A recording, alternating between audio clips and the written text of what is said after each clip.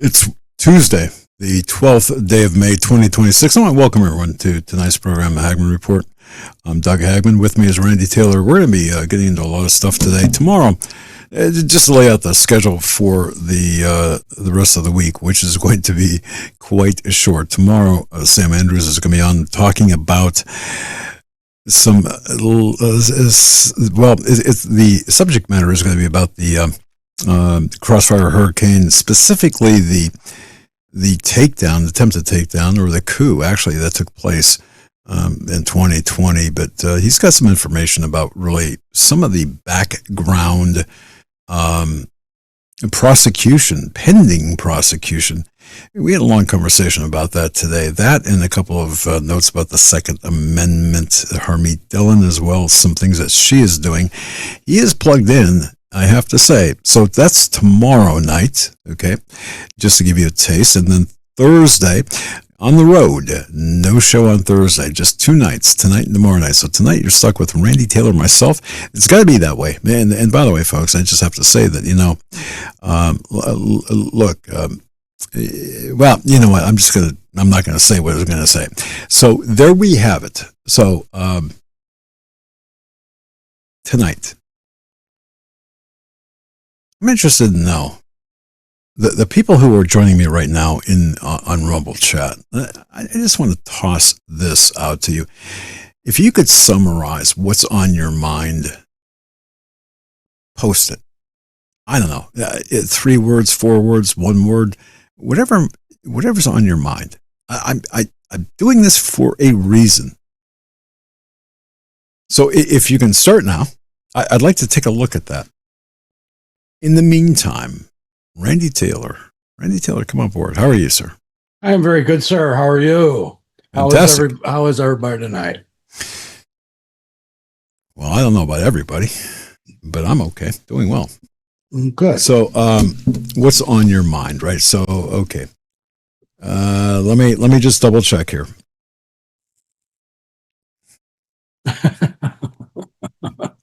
It's such a small thing to play with. Mine or yours or whose? My mind. Your mind, yeah. Yeah, okay. It's pretty well ate up. Midterm elections being fair. I am on a delay here, and I haven't quite figured out why, and it doesn't really matter. But they put me on delay probably because Yep. Okay, so hang on just 1 second here.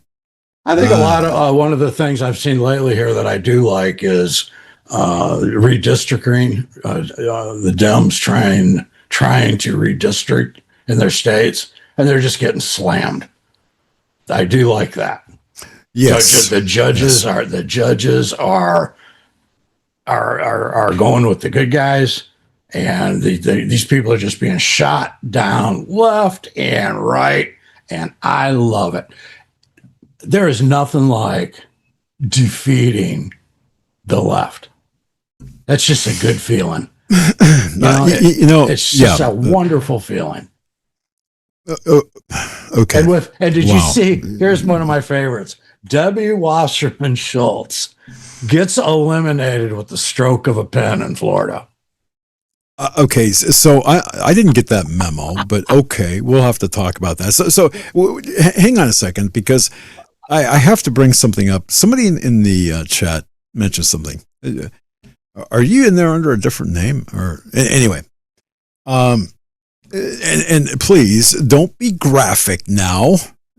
But what we talked about earlier. Hang on here. Who wrote that? Stand by here. Hang on just 1 second. Where is that? So those listening on audio, I'm just kind of trying to find I'm trying to find this one. Oh, here it is, right here.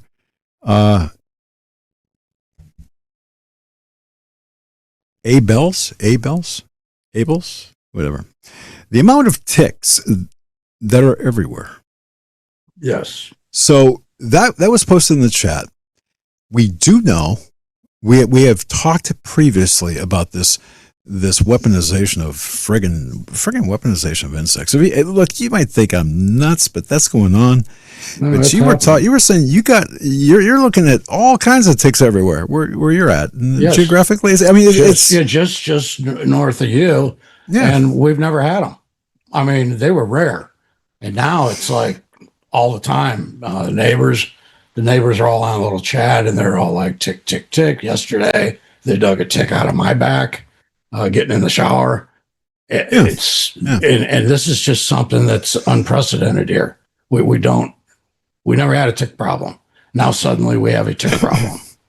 Well, again, they've weaponized ticks. Okay, so just these are some of the topics I do want to cover. We can cover in depth. What we will unveil or kind of peel away the information. I just want to get the topics right now. So ticks. Okay. Yeah, ticks.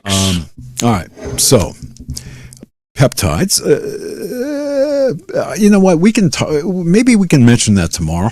If you haven't discovered what the FDA and what the American health system, the world health system, but specifically in America, if you haven't discovered what they are hiding from just the amount of life-saving and potentially life-altering technology that is out there that they're keeping from you, then I just don't know what to say. But that also kind of bumps into the tick issue because they're also weaponizing things against us. So hold that thought. We're not going to discuss peptides tonight, but except maybe in the broad swath of generalities as it relates to the other topics. Well, they deserve a few minutes, Doug. You've used them for a while. Yeah. Tell people about it. Well, yeah, okay, we'll get to that. So hang on, I'm going to keep score here. So we've got the weaponization of insects, specifically ticks. We've got, and you know what? I'll add the hantavirus. Is that Yeah. okay? So, okay, folks, Yeah. this is for you. Okay. Yeah, with the crisis actor. Well, which one? The one that they're talking about on the cruise ship. Yeah. Yep. Okay. Kenny Buzz, elections don't matter. If that's what's on your mind, good. Okay, so, okay, elections don't matter. Okay. So, Kenny, I won't vote because you said they don't matter. I'm right there with you. Now, what I'd like you to do, though, Kenny, is tell me exactly if they don't matter, then what are you going to do? All right. And of course, we have Trump as a traitor. Yeah, okay. All right. I would like to know why Fauci didn't get charged. I do too. Yeah, okay. Hang on. We're still gathering information. Do you have? Hang on. Do you have that ability over there to do that? To grab chat? Randy Taylor, I'm talking to you. Are you able to look at chat? All right. Yeah, I rarely log into it. All right. Okay, that's fine. Let's see here. All right. Stand by. Hang on. Okay. I mean, go ahead. I'm trying to gather some topics that people really care about. Let's see here. Oh, thanks for the compliment. I do want to mention something about appearance. Okay. Here's how, and I think this is a symptom of a much bigger problem. Okay. And you might think that this is the most stupidest thing in the world. You talk about how people look, how they dress, their hair, All right. Follow me on this, folks, if you don't mind, because you may say, well, you're a boomer, as if that's a derogatory thing. All right. I believe how you dress, how you present yourself, that is a direct reflection of how you think about yourself, your self-image. If you present unshaved or unshaven, your hair is a mess. You look in, you sit down in a ripped T-shirt. You got prison tats, all over your forehead. You got piercings out the nose. I look at you and I ask, how can anyone take you seriously? I just don't know. So that, but the core of that, okay, the core of that, at the epicenter of that to me is a problem, either a mental health problem or just a poor self-image. Well, I guess it would be about the same. If you have a poor self-image or if you have a bad image about yourself, then you have some mental health things going on. But I do believe there's a level of respect, not just for others, but for yourself. And I don't know, you could disagree with me on that, but that's the way I look at it. Okay, so personally, and Randy Taylor, feel free to opine on this because, you know, you go into a courtroom, there are judges in there. You better have a shirt, tie, and the proper type of sport coat on, or the judge will toss you out, or worse. Something to say about that. All right. Okay, so enough on that. Chemtrails. Chemtrails seem a bigger thing than ticks. Well, I think the folks that are interrelated. And RT, you jump on there and you tell me too. People can see you trying to do whatever you're doing. I don't know what you're doing. Yeah, I'm trying to log into chat. They stop. wanted me to verify my email. Stop. All right. So no justice. I take it these are not comments of other people, but things that are on your mind. So no justice. Agreed. Okay. Lack of justice. Accountability, same thing. Okay. All right. Again, I'm doing this for a reason. Hang with me. I promise you'll be okay. All right. All right. So, Debbie, good to see you. All right. So let's see here. All right. I guess we're out of things. Oh, Debbie, good to see you. All right. So let's see here. Stop. Little echo in the room. Yeah. Okay. So we also have drought in food supply, which is a good thing. All right. And before I saw inflation. Little echo in the room. Yeah. A little echo in the room. Test 1, 2. A little. Okay. There we go. Okay. So we have. Okay. So we also have drought in food supply. All right. Are we done? Yep. We're done. All right. Okay. So. Wow.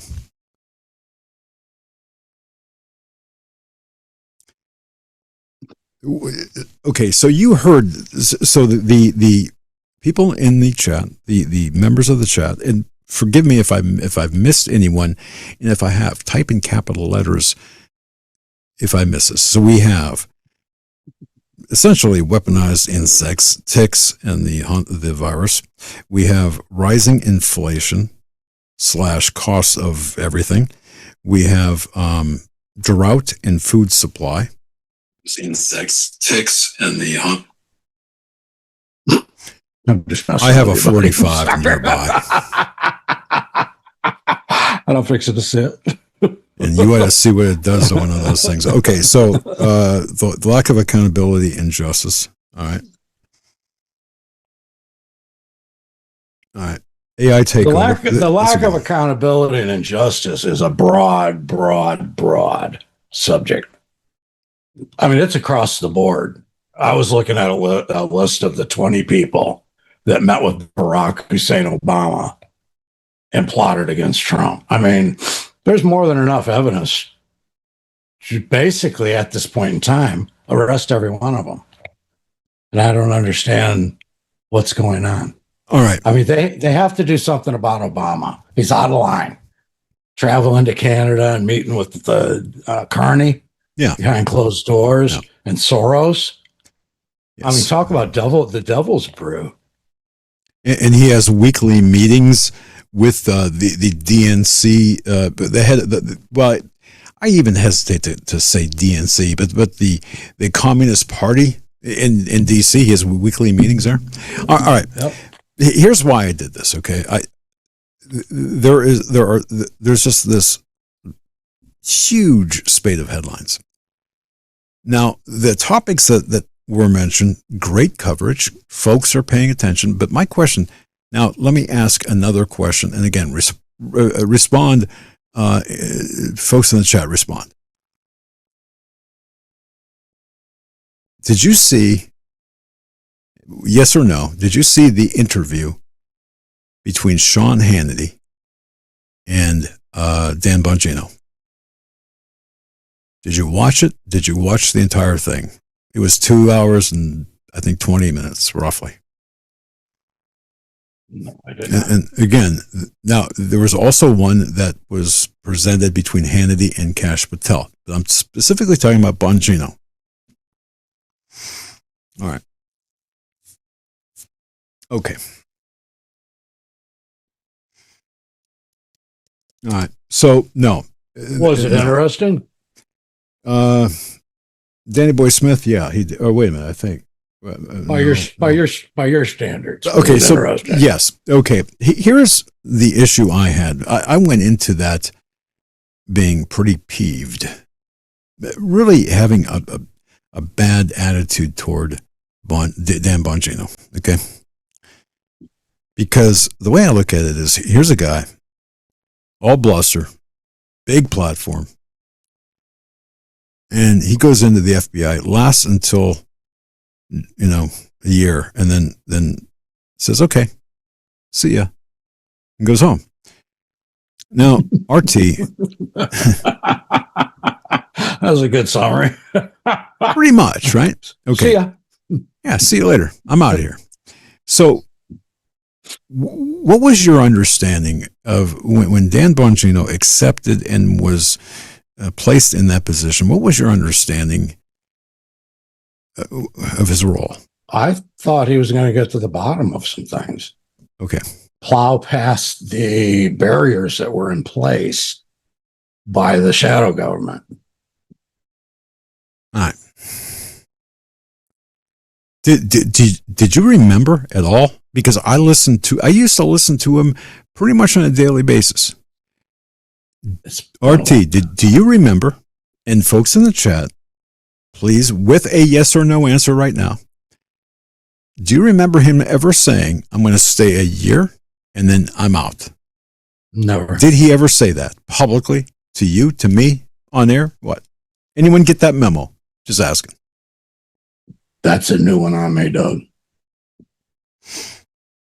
Okay. Again, I'm behind on the chat. All right. But that's apparently that he had inked out some sort of deal that I didn't know about, but apparently others did, that he was going to be there a year and then leave. And his sole intent was to reform at his level and below the FBI, the structure of the FBI. Look, folks, it was a good interview. You couldn't do it in a year. All right. So he never said that.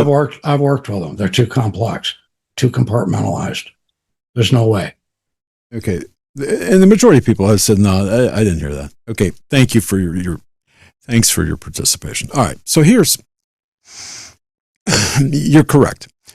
So RT, I was watching him and he was pretty convincing. The interview was good. I just have a lot of problems with that whole scenario of, like you said, do you think you can really do that in a year? I'm a very optimistic man. I'm very good at management. I'm very good at all that. I wouldn't say in a year. No way. Too much corruption. All right. And if it was all willing participants, it'd still take 4 or 5 years. And they're not willing participants. Agreed. And so here's where everything kind of ties together. So I asked that question at the beginning, what's on your mind? It's all written down right here. Okay, right here. It's all written down. Then we moved to talk about Bongino, and I asked about the interview and roughly 2 hours and 20 minutes. And And then I asked a question, did you all know that he was only planning on staying there a year? So I'm thinking earlier before the show, how much of the stuff that is written down here, how many of those items could be resolved at that level of the FBI? Okay, for example, is there anything he could do about the drought in food supply? Well, you might have to get a little bit creative, but I do think that maybe some RICO stuff might be able to be, implemented. Not directly addressing the drought, obviously, but are there things causing this? Are there? Well, let's go to an easier one: justice, accountability. Pretty simple. Let's make some people accountable. But okay. So if his only objective was reforming the FBI, what did he do? And he went through and he said there were some good reforms that he did make. I looked at the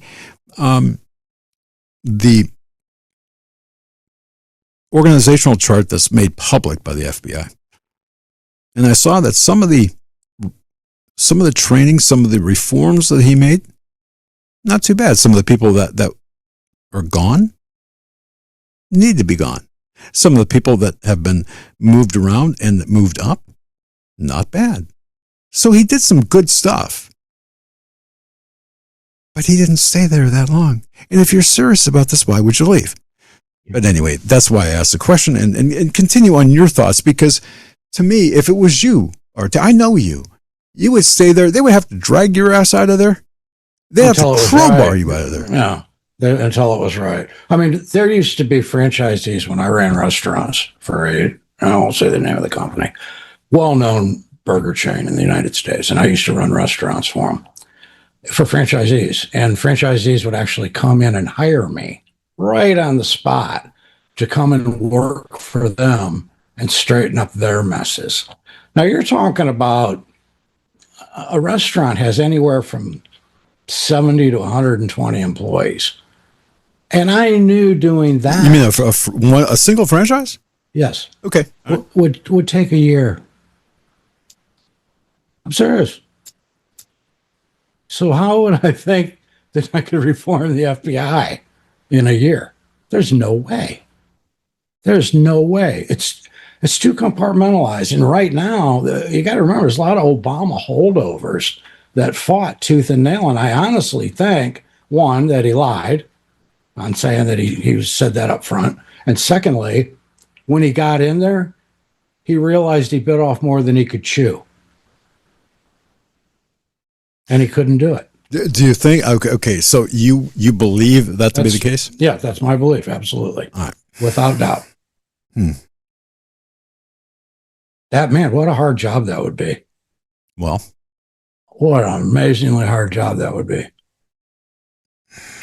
You know, and bear in mind, he's coming over from Secret Service. That's a whole different method of operation. Well, they go about things differently. See, okay, and here's the problem I have. I think this illustrates to me the Patriot movement, the MAGA movement, if you want to call that. I mean, whatever you want to call it.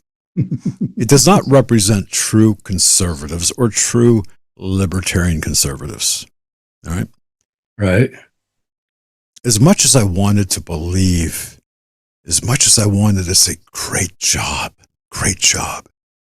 Dan Bongino, great job. 2 hours and 20 minutes later, I couldn't.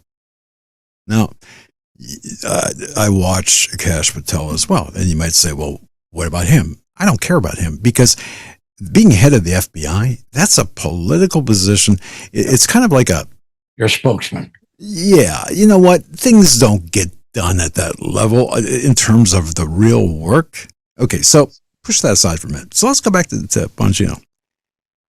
And of course, look, he's like, well, if people don't like it, they can, kiss my ass, right? Okay, fine. I get it. But here's what I could not get over. Randy Taylor. Yes, sir. Again, and folks, I struggle with this. And you may say, spit it out, but I struggle mentally with this. everybody, to me, that has any influence, any sway, any voice within the conservative, even conservative libertarian podcasting, broadcasting influence, or whatever you want to call them at that level, that has the opportunity to make changes, end up going for the money. Because at the end, he said, look, I got a business, I got a successful show, and I got all these business interests. My home is in Florida. I got a wife. Okay. Well, you know what? A lot of us do. A lot of us have a lot of irons in the fire. But you had one chance. You had your chance to not just do what you've done, but to stay and continue and to fight and to make a change, a forever change. You had that opportunity to go in the ring and grab Fauci by the short ones, drag him in and kick the living crap out of him in a legal sense. Yeah. You had the chance to do all of this as the second in command at the FBI. Yeah. And you know why it perturbs you, Doug? Because guys like you and me jumped in the fight back in 2001, and we gave it our all. It wasn't about money. It wasn't, you know what I mean? And we stayed until it couldn't be done anymore. Please say that again. We didn't Please fight. say that one more time. I think we stayed in. We stayed in and fought the fight until we couldn't fight anymore. There it is. That's the difference. That is hugely the difference. So no, I have no respect for the man. Okay. I will never watch his show. No. Okay. Pussy. And again, with that list of concerns in mind as well, here's where I'm at. Here's what he said within that interview as well. You notice I'm not playing any of this, right? That's on purpose. Unless you want to see this straight from the horse's mouth, I can show you a few segments. But anyway, here's what he said. He said, you know what? He said, you know what I worry about? RT, do you have any idea what he is worried about? As he sat talking to Hannity, there's something that worries him right now. Do you know what that is? I don't know that Trump's going to be assassinated. Yeah. No. Well, that he's not. Well, I'm sure that he's not going to get a pension check. I don't know. Well, I don't know what motivates. You're close. I don't know what motivates him. He's probably afraid that he's not going to regain his listeners. No, he's happy as a pig in slop. That. But here's what he is afraid of. And folks, you can pull this up. Hannity's. Make it good. Make it good. Here's what he's afraid of. He said, I'm afraid that if there's a change of power, that they're coming after him and all of us. Come on. Okay. There's going to be a change in power, and they're going to come after the conservatives. So what'd you do?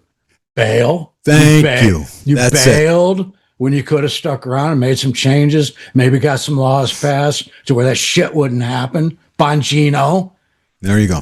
Yeah, pussy. and 100%. I'm calling him that, Doug. I mean, I'm calling him out. He's a punk. I have no problem with that. And he spoke about he is a punk. We fought and fought and fought. I mean, I put my business on the line. Yeah. Oh, I know you did. Protecting the United States to the tune of, would you add my time, equipment, property, and everything I had to have to do the work I did? I was spending almost $500,000 defending this country that I wish I had today. Absolutely. I can't get a freaking leg when I need one, But no, I didn't hesitate to jump in. It makes me sick. Okay. Yeah, exactly. And folks, I did watch RT. He'd go through the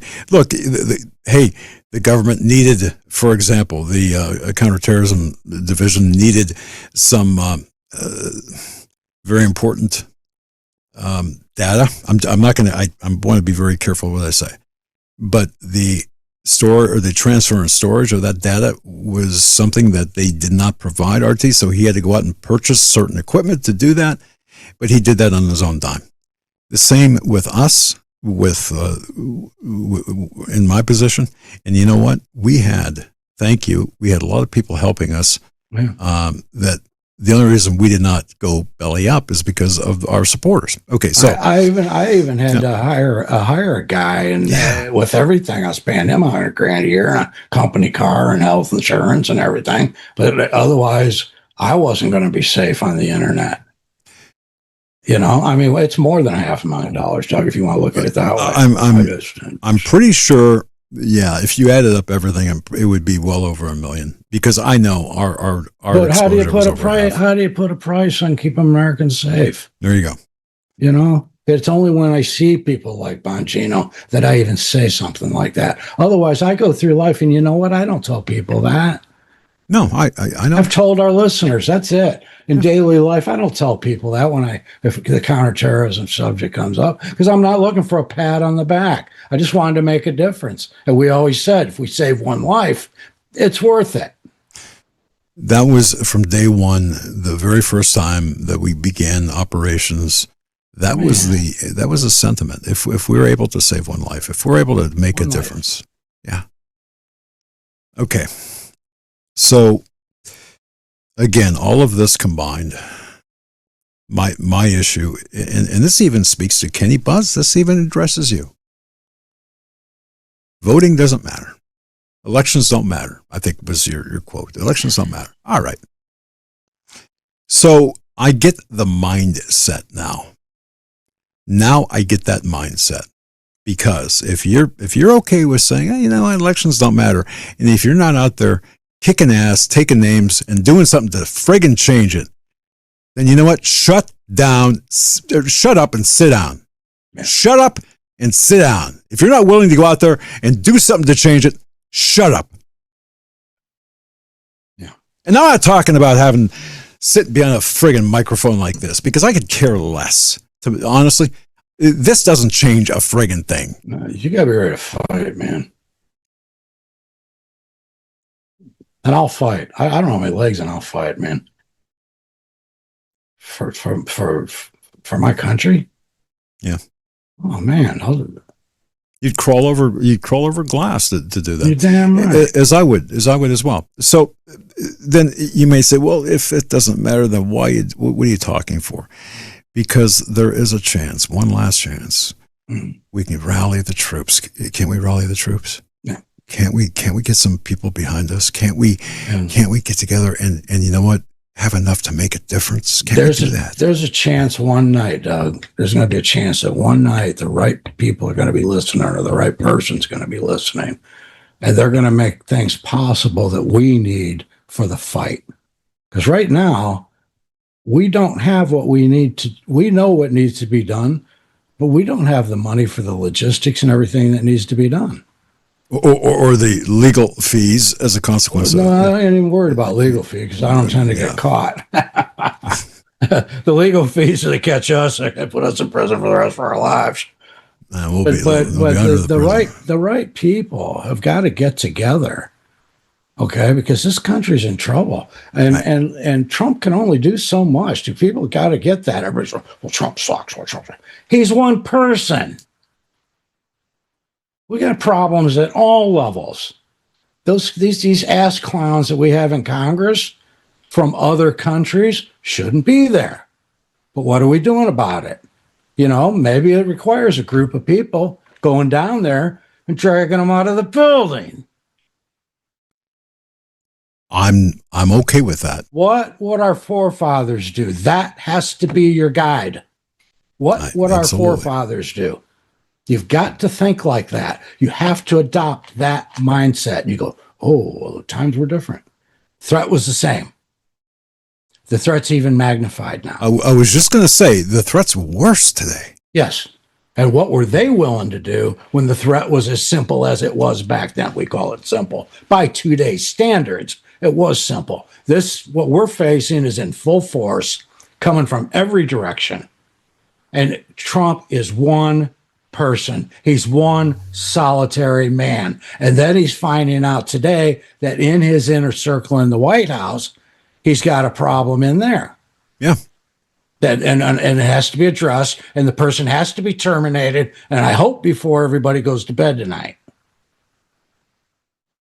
Okay, you cannot have a rat bastard in your staff talking like that about you. You can't have it. And expect to be successful or Yeah, even survive. absolutely. Right? This is what brought around the downfall last time. People turning on him. And the problem is, you know, Trump's got great protection with the Secret Service and all, but he needs some people around him that watch everyone. Give me an office in the White House and some equipment, and I'll put an end to this crap. If they speak against Trump, it'll be in their backyard under a tarp. Otherwise, I'm going to know about it. We have the means. This country has the means. I should offer my services and your services too. Thanks. Yeah. But you know what? Don't give us a damn pension in 5 years. You know what? You pay the expense. You pay my expenses because I do it for nothing. I would too. I just this time around would like to see some repayment. Yeah, well, it'd be nice, but I'm not gonna. You know, but if it comes down to it, no. You know, I mean, I'd do it for the right reasons. Of course, we can get around that by just starting a Somali daycare. And or changing our name to Ilhan Omar or Keith Ellison or something like that. See, and that's the thing. Everybody is stealing. Yeah, I'm serious. Yeah. Well, everybody has their hand in the cookie jar, and they're so used to it. And this insider trading has to stop. The insider trading, the people in Congress need to be cut off from the stock market. Period. Yes.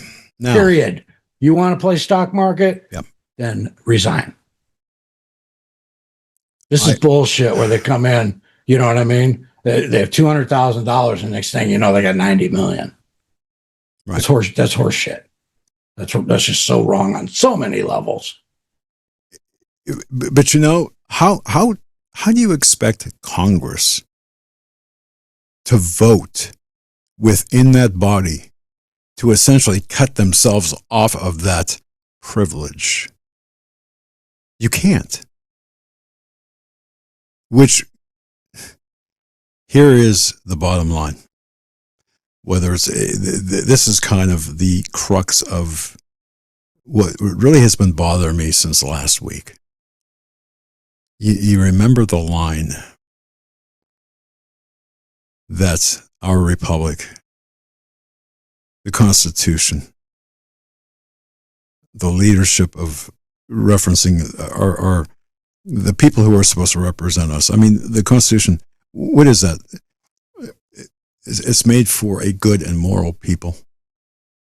Can only survive with, forgive my butchery of this. I've been thinking about this all week, or for a week, I should say, and now I can't even come up with a flipping line. Help me out, chat. Come on. Come on. You know what I'm referring to? Hello, people. It's in the Constitution? No, I mean, our Constitution is made for a good and moral people. Yeah. Can only survive with. Okay. I might have to forgive my butchery of this. I've been thinking about this all week, or for a week, I should say.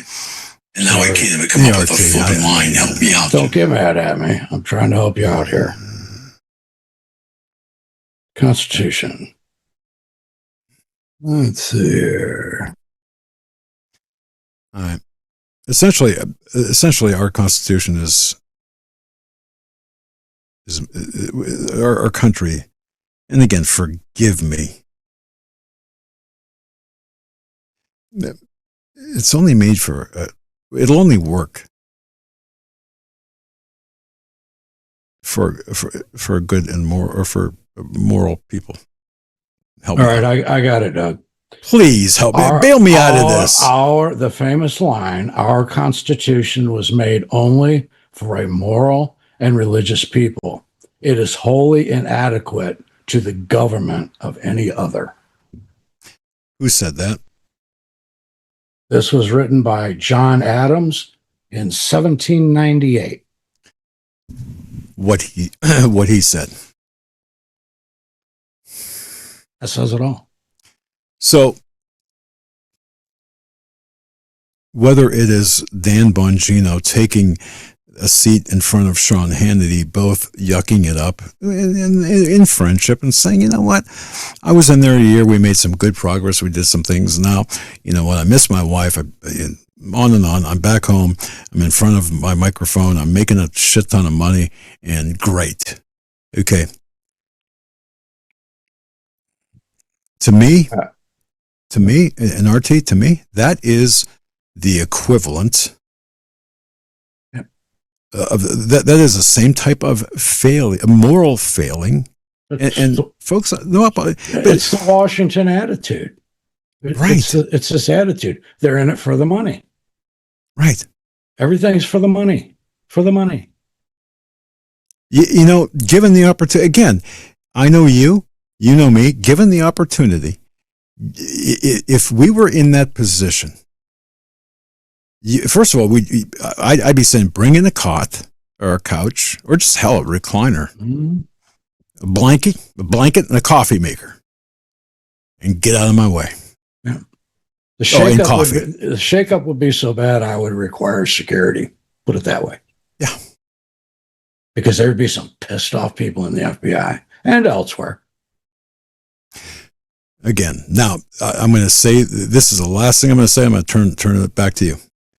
Everything that was mentioned, the people in positions that are able to really make demonstrable changes, make a difference with the accountability issue, with things that are impacting our food supply, the drought, the AI takeover, including data centers, the weaponization of our insects and everything else. People are behind that. Mm-hmm. So if you're in a position, for example, it's number 2 at the FBI, if you're in a position to open up an investigation and to push forward to hold those people accountable, whether they're the ones involved in opening the data centers or they're the ones involved in screwing things up with the food supply or weaponizing our insect world or whatever, certainly that position would be a start. Okay, then if not, then the other people out there are in positions to make a difference. But see, we have a lot of talk by people behind microphones. We got no action. And at the core of it is exactly the line by John Adams.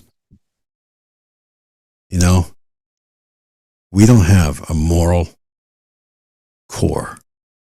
We don't have that at the moment.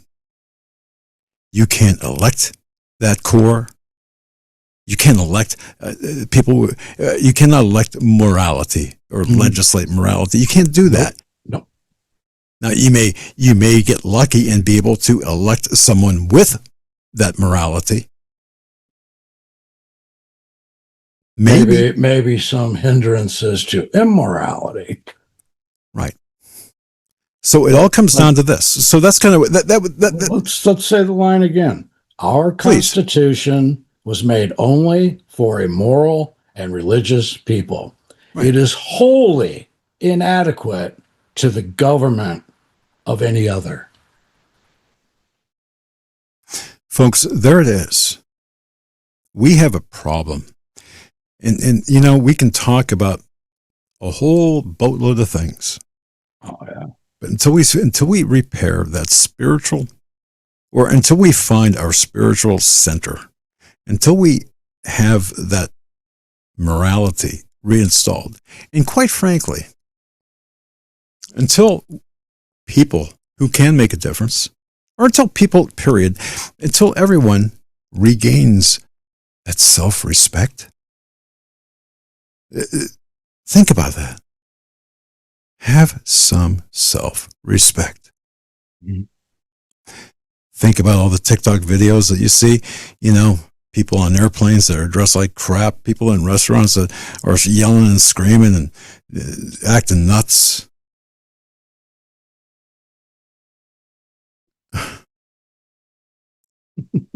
We need to fix that, but not in the way that we have been.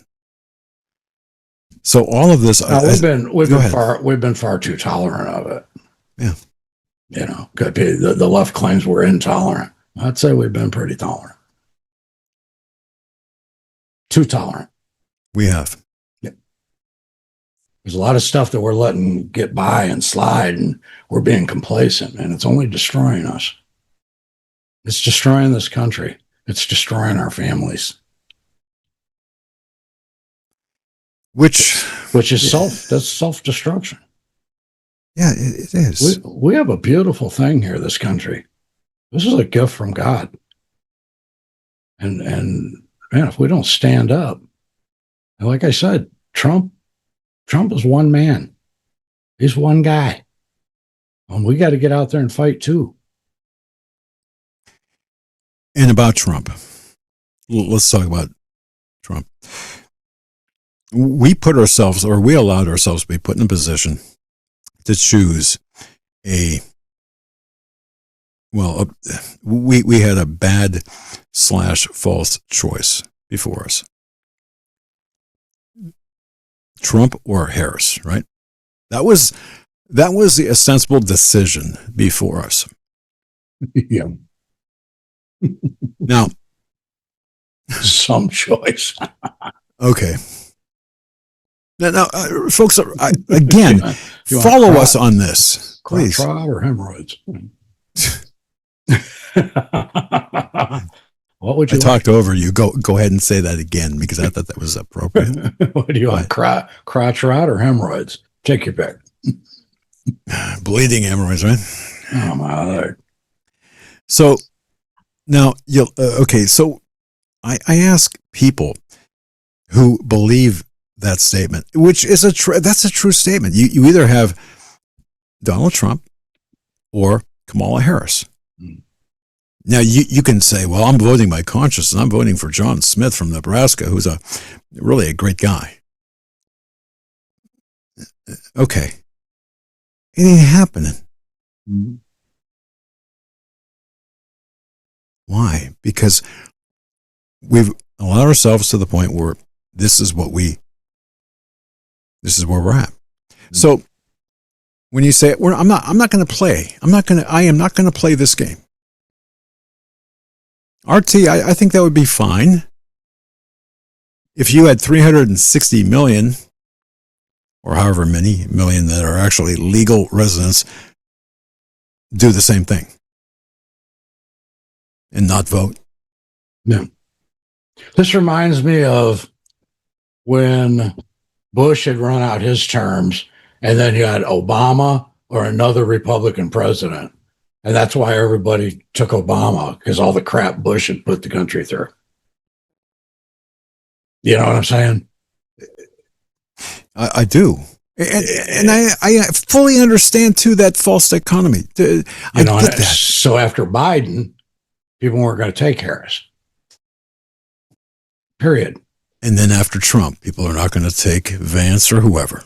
Right. And we're going to be right back in this quagmire a few years from now, them arresting people, and see that because Trump isn't doing the critical things that need to be done. I don't expect one man to do everything, but he has the power and the authority to delegate. That's a lot of authority. Yeah.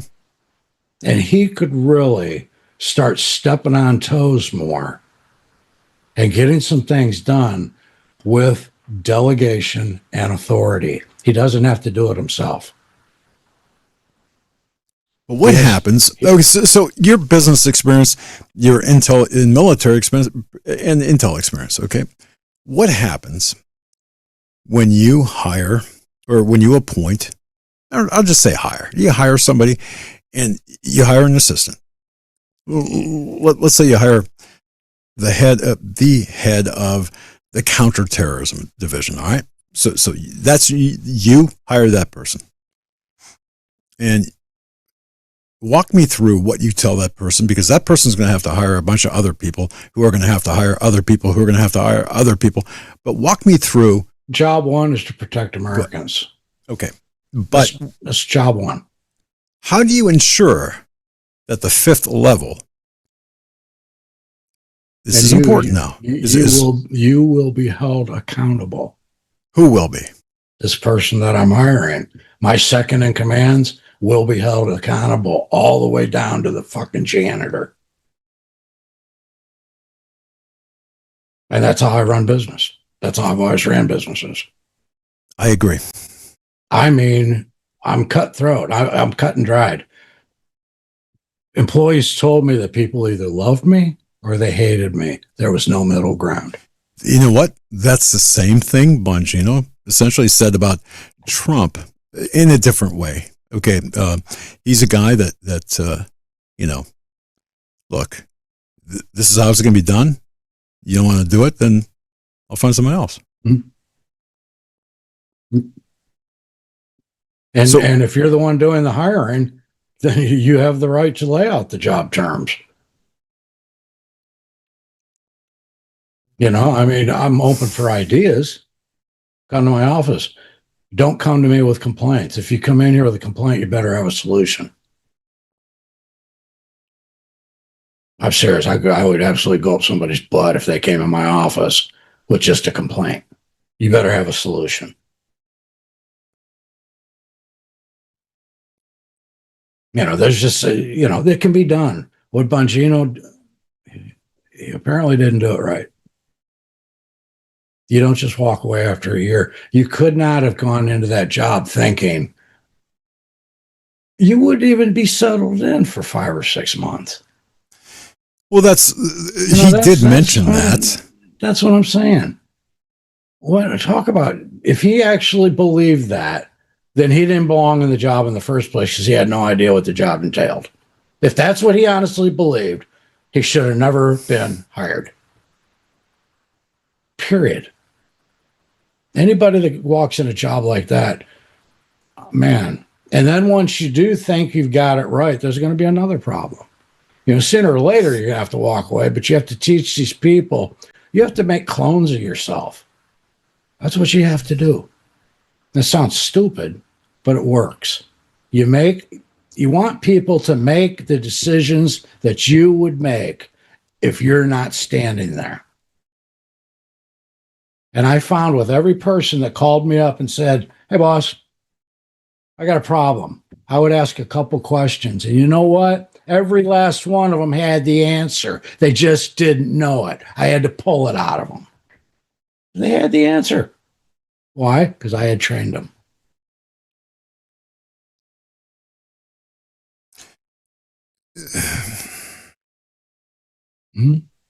Okay. I mean, that job could have been done, but he wouldn't be sitting back in front of a microphone, counting money. Okay. And that's, again, maybe that is what sticks in my craw. Because as soon as he left, Doug, everybody went right back in and did the same shit they were doing. As soon as he was gone, he wasn't there long enough. It's ridiculous. Look, folks, I'll tell you what I'm going to do. I'm going to pull this up, and I want to play a few. Yeah. I just did not want to do that, but no, go ahead. Well, what a colossal waste of a year. When he could have got somebody there who's going to be serious and still keep their nose to the grindstone. Yeah. Eric the Tech, I'm sending you the link. He knew going in. He knows how Washington works. He knows how all that crap works. So he has no reason. He has no excuse. He has no valid excuse for what he did. None. I don't care what he says.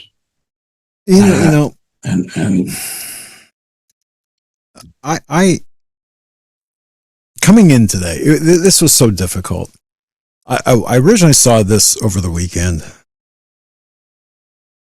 I thought about this. I was thinking about that Adams quote pretty much all day Friday, Saturday, Sunday. Then I saw this and I thought, okay. And then I was looking at all the headlines, and Randy Taylor and myself, we talked and, talked about different issues, but something kept pulling at me, and I kept thinking, wait a second, folks, there are right now probably thousands of broadcasts out there, of podcasters and broadcasters and influencers and all this other stuff, all these other people. But you know what? Talking is not going to do anything. Now tell me if I'm wrong on that. Because talking, exposing stuff helps. Yeah. Right? The most that talking could do is generate some thought and possibly pull some people together that need to be together. That's about it. So, but we're not going to be able to talk our way out of this one, Doug. We can't. No. This is like being trapped somewhere and the guns are out. We're not walking out of this one. And RT and folks in the chat, and people listening, if you sense that I am struggling tonight, you're right. Yep. And rightfully so, Doug. Because all I see, I just feel, I don't know. The guy walked away after a year, and I look at how many years we put in, and we only walked away because we had to. He had an option. He could have stayed. Well, I don't think we would have. You in particular. I don't think we would have been alive. Now, we can argue that, hey, maybe that's the same thing with Hannity, but at that level, boy, you got a heck of a lot more protection options. Yeah, that's a different world. You and I. No one would miss us. We were blips on a radar. Some of the people we worked with, I didn't trust. And that was another question that he was presented with. Well, why didn't you get rid of all of the people behind Crossfire Hurricane? And that's a good question. But he made a good point on that. I'll give him credit on that. Because you and I have been I've been involved in the criminal side of things. You've been involved in the counterterrorism side of things more than criminal. Yeah. All right. So in the criminal realm,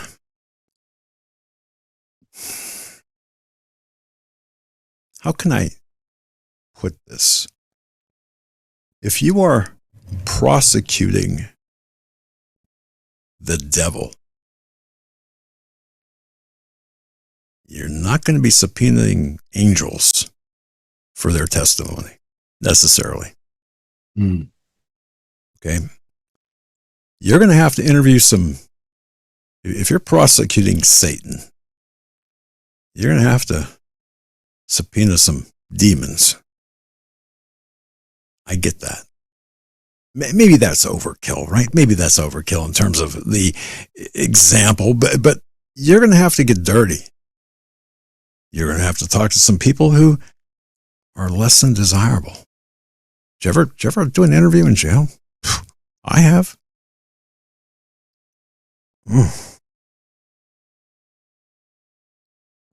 So one of the things he did say was had to keep some people around because just like Sammy the Bull, and I'm trying to think of the mafia boss. Yes. Well, sometimes in those cases you have to deal with the devil.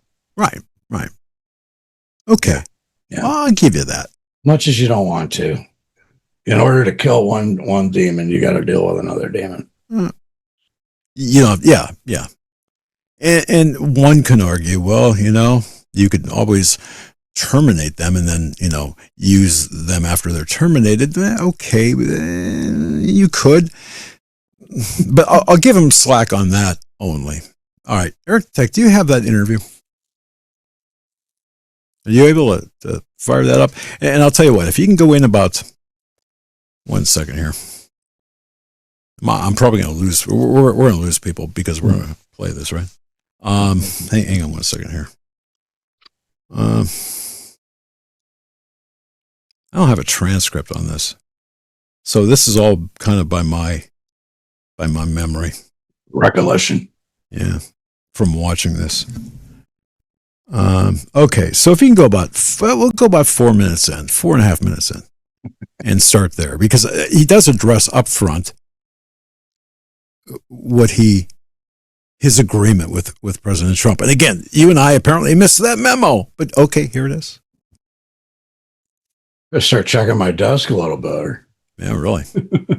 Flip the calendar was the line. So it was kind of weird when I left to hear a lot of this like nonsense conspiracy theory stuff. Like, I saw this article. This is how crazy it is. There's an article in The Root, which is some left-leaning outlet.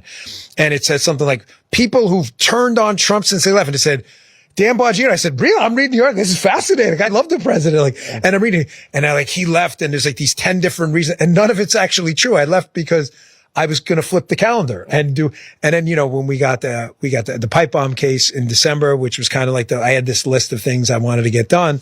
We had kind of wrapped a lot of that up. And then, I called the president, who's always the best. And he said, cause he's just such a great guy.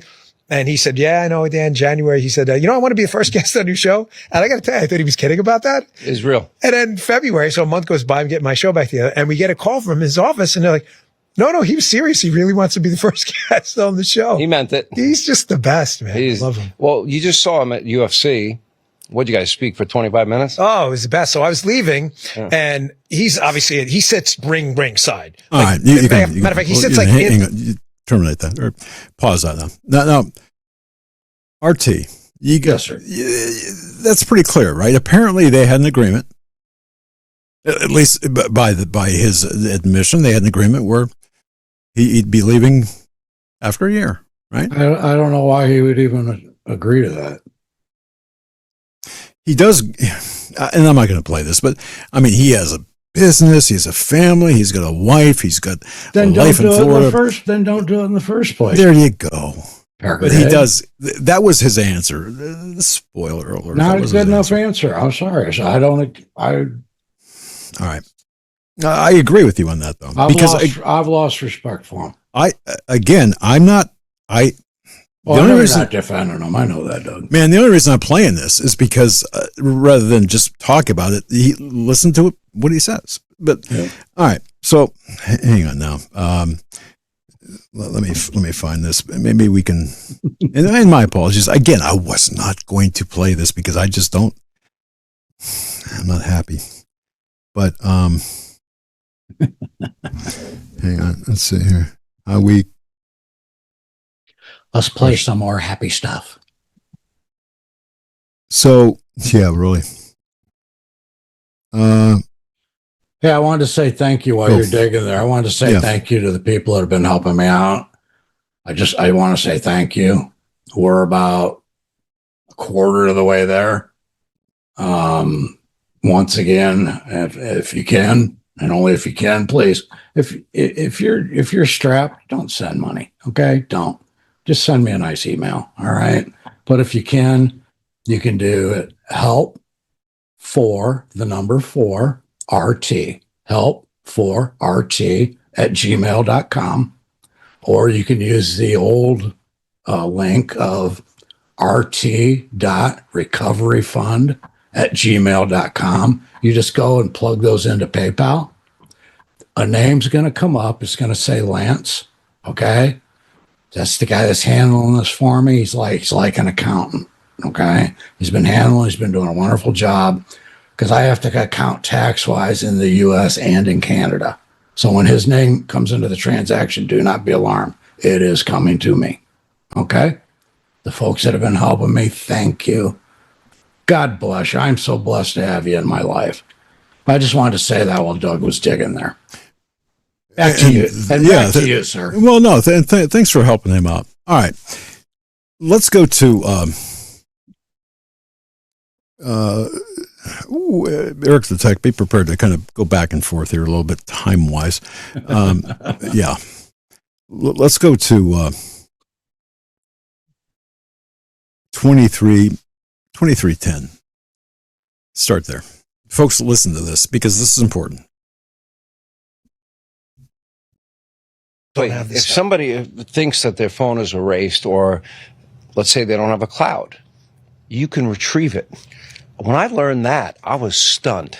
Yeah, we have a lot of, that's what worries. Am I not allowed to talk about that? You gave me a bad look there. No, I don't. We talked about it during the Nancy Guthrie case. I know, and I couldn't believe someone, let out that technology, because that was something this other stuff is already out there. People know about it. It's kind of gotten out there, but we have a lot of tools. That is insane. I mean, it should be gone. Sean, I've been out of law enforcement a long time. I left the Secret Service 2011 to run for office. So although I kept contact with my law enforcement friends, I've been out a bit. So when I come in, not only are we dealing with A, B, and C problems with FBI 1 or 2, but the technology gap for me was, and I didn't go in there with any kind of an ego at all. And that's why, if you'll notice, you never see any leaks because there's no leaks I did not walk in there and try to be like Mr. Badass Tough Guy with the Popeye forearms.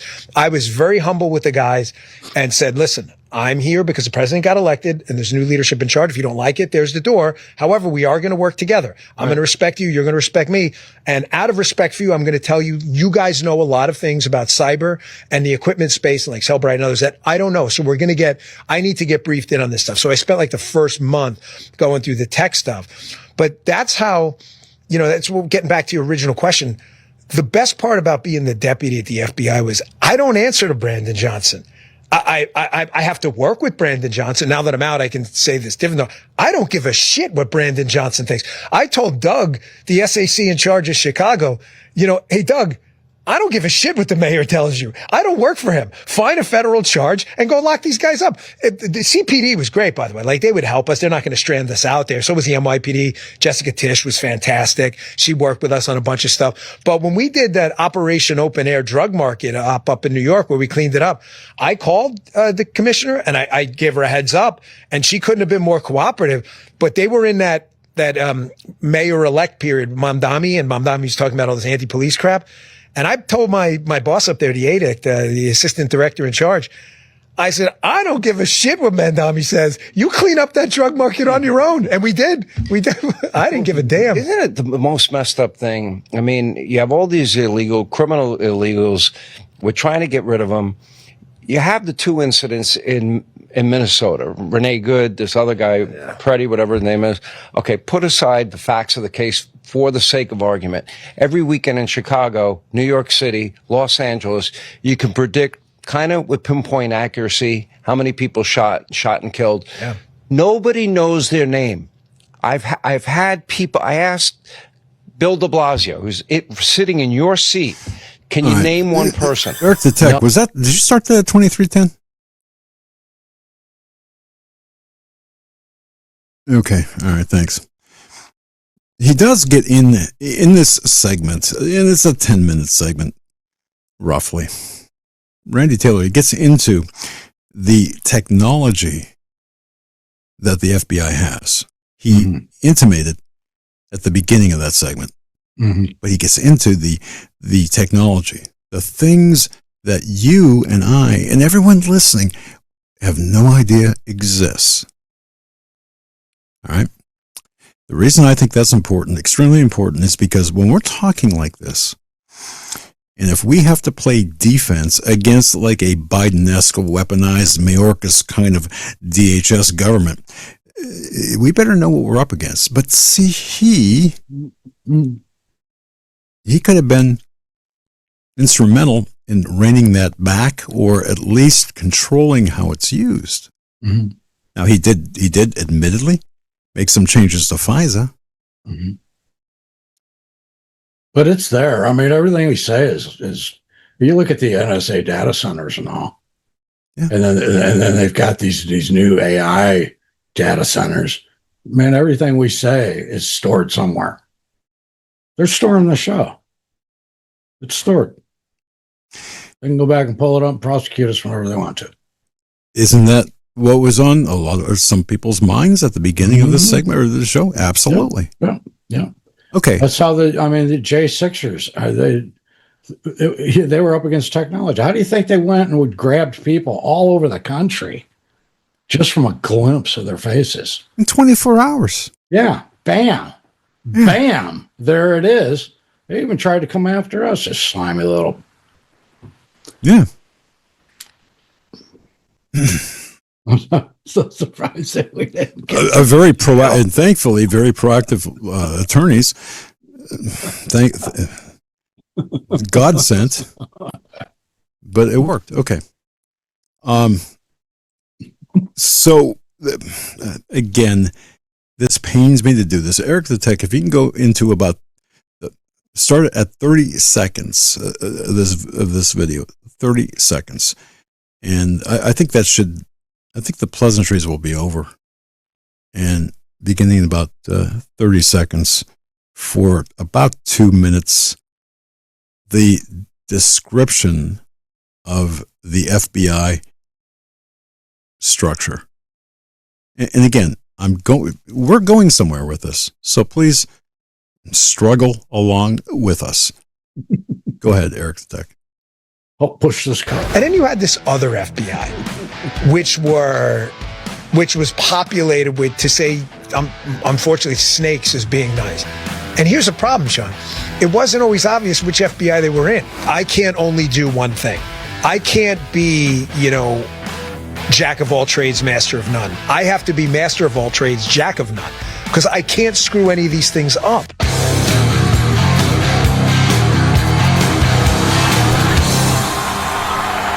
There are some shows that I'm just excited to do. Sorry about that. You can advance that like 10 seconds, 15, one of my 20, dearest whatever. friends, somebody I have such deep, profound respect for.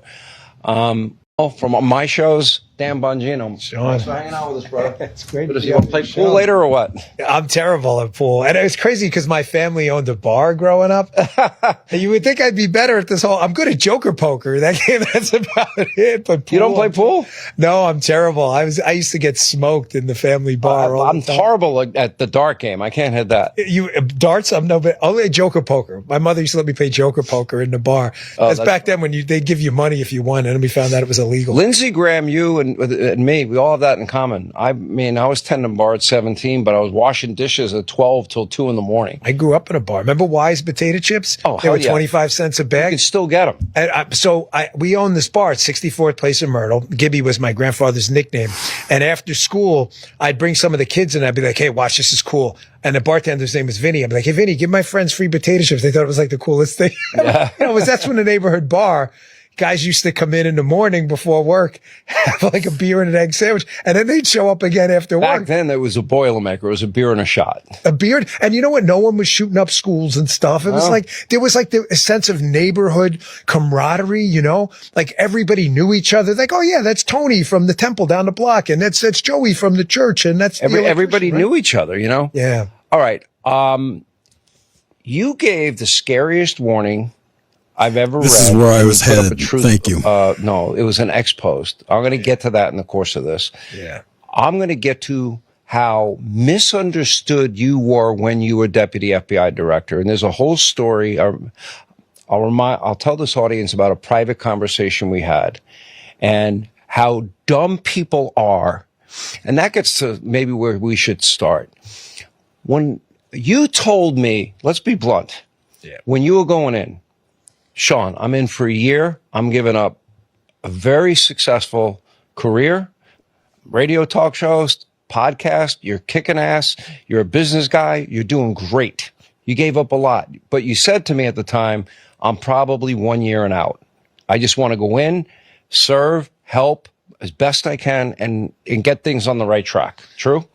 Yeah, I was pretty clear with Cash and them from the start that I used to tell him the line, I'll flip the calendar for you. I'll come in, I'll get to January, and we'll get all this done. I knew what we had to do, whether it was training reforms, we had to get rid of a lot of bad apples, reorienting the FBI back to violent crime. Like, I had a mission going in there, so I didn't go in there and think of it as we went along. I went in there with a notebook full of things I knew we had to do to fix it.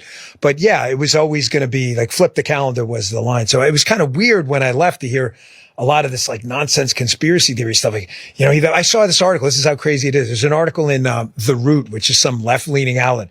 And it says something like, people who've turned on Trump since they left. And it said, Dan Bongino. I said, really? I'm reading this is fascinating. I love the president. Like, and I'm reading, and I he left, and there's like these 10 different reasons, and none of it's actually true. I left because I was going to flip the calendar and then, when we got the pipe bomb case in December, which was kind of like I had this list of things I wanted to get done. We had kind of wrapped a lot of that up. And then, I called the president, who's always the best. And he said, cause he's just such a great guy. You can cut it right there. And he said, so,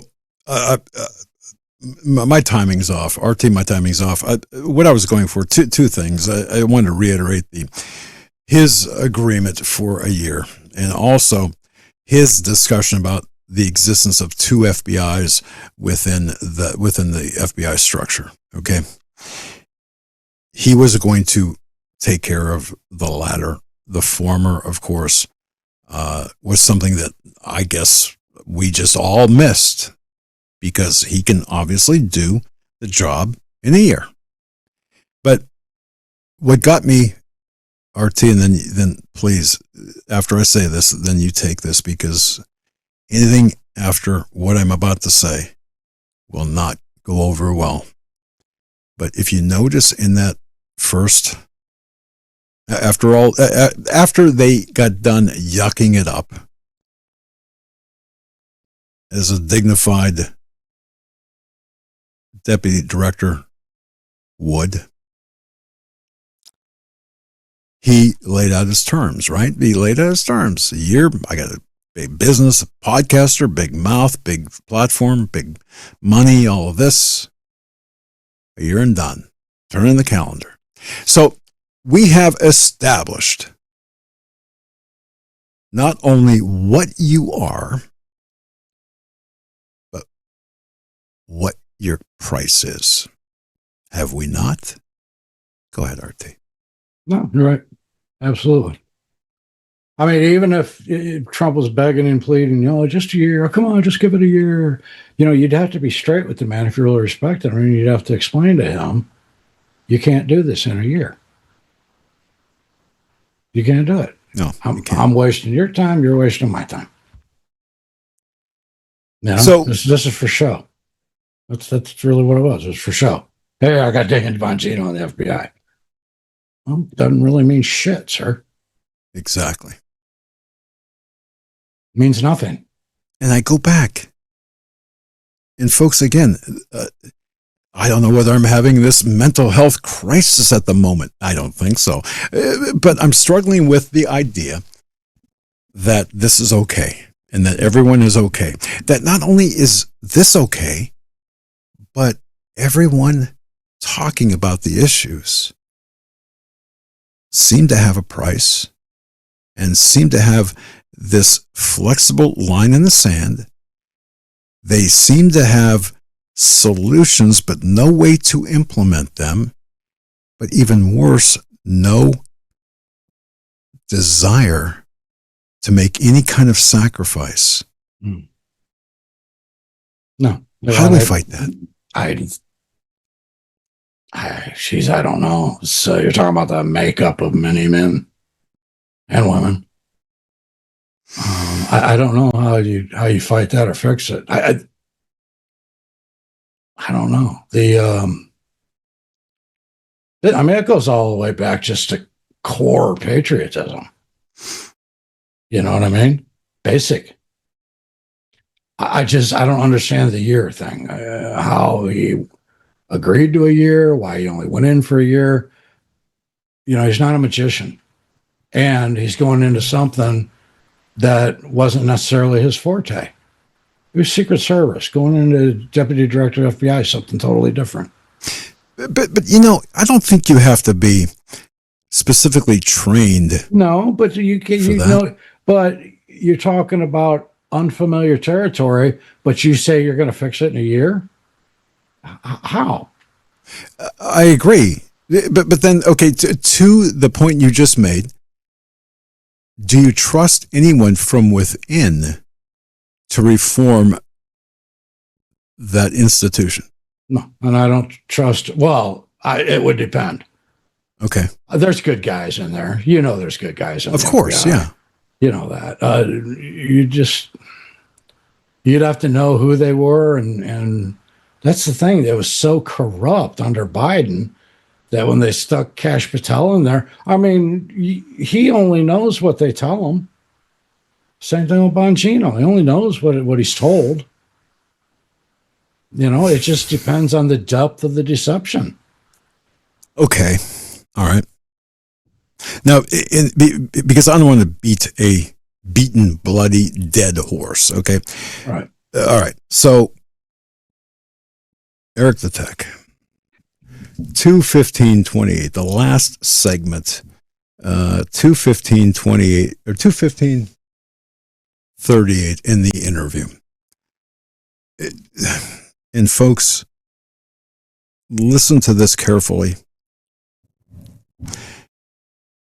And Debbie, if you're in the chat, I'm talking to you. Debbie K? Debbie B. Oh, Debbie B. Ah. Tell me if I've actually lost my mind. Okay, I'm serious. You can be brutally honest and say, you know what? You've lost your mind. Okay, turn off the mic, back away slowly, go to bed, wrap yourself in bubble wrap, have a warm, hot toddy, whatever. If that's where you think I'm at, I'm okay with that. Lost your mind about what? The fact that the fight is now, but unless what we're doing right now is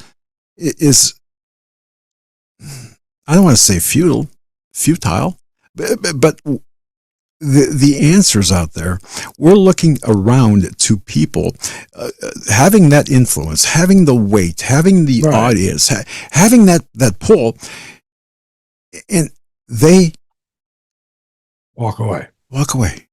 Yeah, see that's where I have trouble with, because we were like, when we fought with everything we had. And it was nothing. We had nothing. I know, but we got a lot done. Yeah. But the point is, here's a guy that's given the authority. I wish Trump would hand me that authority. I really wish he would. I can get a lot done, but I wouldn't walk out on you after a year. I wouldn't leave till it's fixed. Again, they need crowbars. Yeah, RT and I, you put us in that office. We didn't even share an office. Share a couple of cots, a coffee maker. Whatever. We get it done, though. We wouldn't just walk away. I wouldn't. If I was just going to walk away, I wouldn't start it. There you go. I wouldn't just walk away. I can't do that. So, having said all of that, and here's the end. Having said all of that, hey Dan, what are you afraid of? Listen to this, folks. I referenced it earlier, but listen to his answer. Okay. And this bears the final discussion, because this is where we're at. And you know what? All the talk in the world, it's not going to do crap. Doesn't change it. So go ahead, Eric the Tech. Overall, what do you see happening for the country based on what you know on the inside, now being on the outside, that you can share? Well, I mentioned to you before, Thor's hammer, FISA, right? The thing now is the technology for surveillance is so mind-blowing that whatever you think we can do, we can probably do more. I mean, they would come up to me every day with, we did this and that, but I'd be like, wow, good job. Like, how exactly we nailed that one down? And they'd say, we did. By the way, your FBI contacted my lawyer. Oh, really? Oh, the Iranians hacked Sean's phone. Oh, I used to make some of those. Those are called DTWs, duty to warns. And I had to make a few of those myself. And the Chinese hacked his phone. I had to and call. The Russians hacked Eric, his can you phone. pause that for a second? I had to DTW, duty to warn. Something that Randy Taylor and yours truly very familiar with. Duty to warn. Just saying.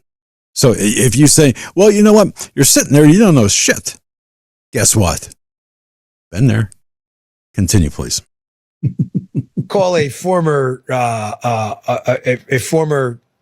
person you and I may know, and had to tell a few people this, that, hey, be very careful. And the DTW calls are not easy to make because you're like, what? Yeah. But I've gotten those calls now, by the way, from my own FBI guys. They've been like, hey, damn, just be careful. Like, the tools that are in possession of actors around the globe, it's not just the United States and the FBI, to surveil Sean Hannity, forget FISA for a minute, are so powerful that my fear is another Barack Obama gets in office who has no respect for the Constitution. I don't care what he tells you with his bullshit speeches and stuff. Zero respect. I mean, when he got a presidential daily briefing, didn't like career senior intel officials saying that the Russians did not interfere in 2016. So he months later says, no, I want another assessment with a different result.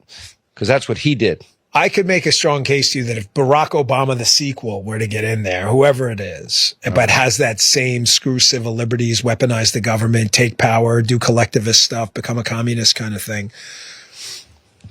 The surveillance tools are so powerful, Sean, they may not even need FISA. Yeah, I mean, you know what no-touch malware is? No-touch malware, all I need is your cell phone. Be like, no, I got to touch something. No, you don't. I just give me your cell phone, and I'll data dump that whole thing right there. The whole thing. Well, here's the thing. I don't need a FISA. So I've never turned on the cloud on this phone. Doesn't matter, does it? Mm-hmm. I added recently an encrypted app. Doesn't mean shit, right? Depends. On? Depends on if the app. The encryption. No, The encryption. that's the irony of it. Like, we don't have He's not going to tell you. So if I Sean, what do you think about what you do when you do this, right? With your thumbs? Oh, yeah. What are you doing? Typing. Okay. Is your typing encrypted? I don't have a computer. No, the typing is not encrypted. No. Thank you. So if I'm watching you over your shoulder. Oh, you could see it over my shoulder. Okay. What if I could electronically see it over your shoulder? And I don't mean a camera over your shoulder. That's not what I'm saying. I don't have to get to your typing's not encrypted. It could be viewed without being near me. I'm just telling you the surveillance technology. You're not telling me anything. You're hiding it. Is so pervasive, potentially destructive, that if you don't have people like President Trump in charge, which this may strike the left as we'd be like, President Trump, he's a fascist and a monarch. He's extremely concerned about civil liberties because his were violated. Oh, yeah. He will not tolerate any of this stuff. Me and Cash put in a set of unbelievably restrictive rules about tools like that. It's funny. Years ago, I was in Israel. I was about to interview the prime minister, Bibi. Yeah. And I walk in his office, threw my phone down on his desk.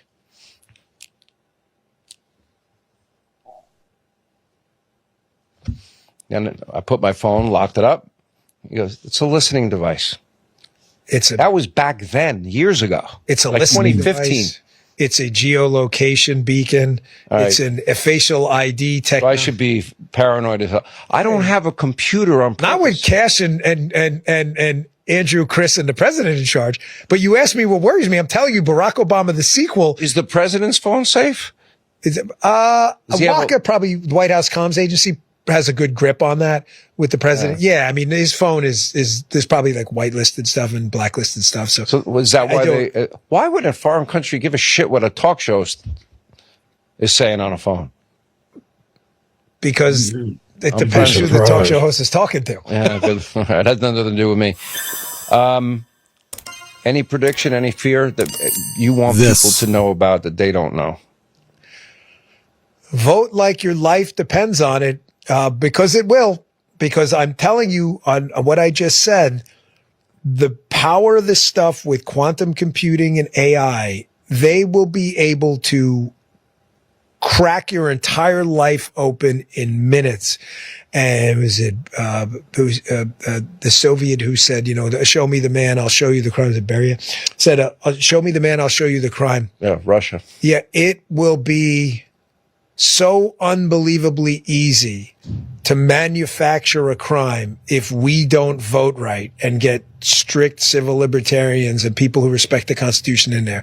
That you think Crossfire Hurricane was bad I'm telling you, that's going to look like an episode of like Family Ties. I'm going to follow up more. John Solomon says there's 4 more Crossfire hurricanes. You probably know way more about it than I do, and he's beginning to break it, and it will break soon.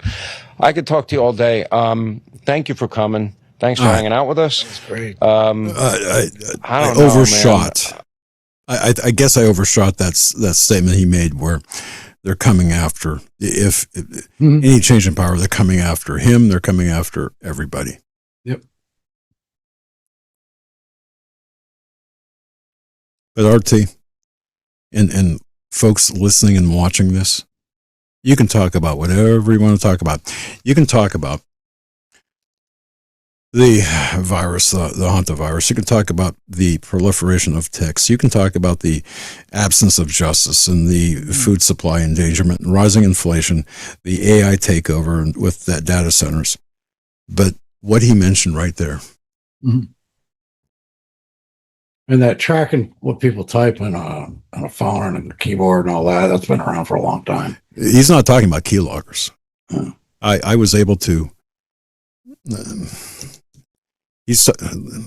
how about this? If you're in any distance of any kind of router, pretty much everything you do, everything you say, every beat of your heart, they know. Mm-hmm. Yep. Scary world. So the problem is bigger than any one of those issues. Remember that saying, the whole or the sum of its parts? What is it? The whole versus sum of its parts? Okay. So right now we're in a position where if we don't act now, and I mean act, we're not going to be able to have this conversation or anything remotely close to this conversation. And you're not going to be able to plan to do anything about it. There you go. Because they'll know you're coming. Which has got me, as the more I looked into this. That should bother you. Yep. Which amazes me. And then you wonder why some old lady gets murdered, but they can't tell you who did it. So what are you using that technology for? About that, I have a lot to say about that. Because, people, and you referenced Nancy Guthrie, right? Mm-hmm. And let me tell you, I feel for her, the victim. I feel for the innocent, I'm choosing my words carefully, and I feel for the very innocent family members. I feel for the neighbors. For a lot of reasons, the neighbors, not just because of the threat, the fear of the threat, but because of the aftermath, because of these bumbling morons that go out there and trample on lawns and trample on gardens and trample on property to for what? So they can live stream what? What they think they friggin' know? No respect. Meanwhile, like you just said, and folks, please understand what RT just said. The issue, do you think, with the surveillance that is in place already, that they don't have the means, the ability? They do. Yeah, they do. Everyone was surprised about that little snippet. The Guthrie case is emblematic, is illustrative of a lot of things, from the political corruption, that's another story, to the surveillance part and the selective use and selective application. Because if they would disclose so they could solve this mystery, that would expose the surveillance state to what their abilities truly are. So they look at it and they go, it's not worth it. Huh. Let the family suffer. Somebody's got to take a hit for the team. I say that with bile in my chest. Yeah. I'm to the point now. I also thought about Art Bell back in the day. Folks, remember when Art Bell retired the first time? Do you remember why? Do you remember what he said, folks, in the chat? You remember Art Bell, what he said?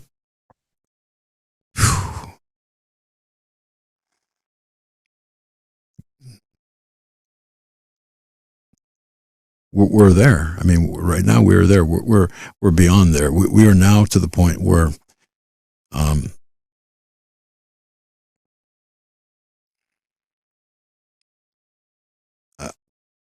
RT,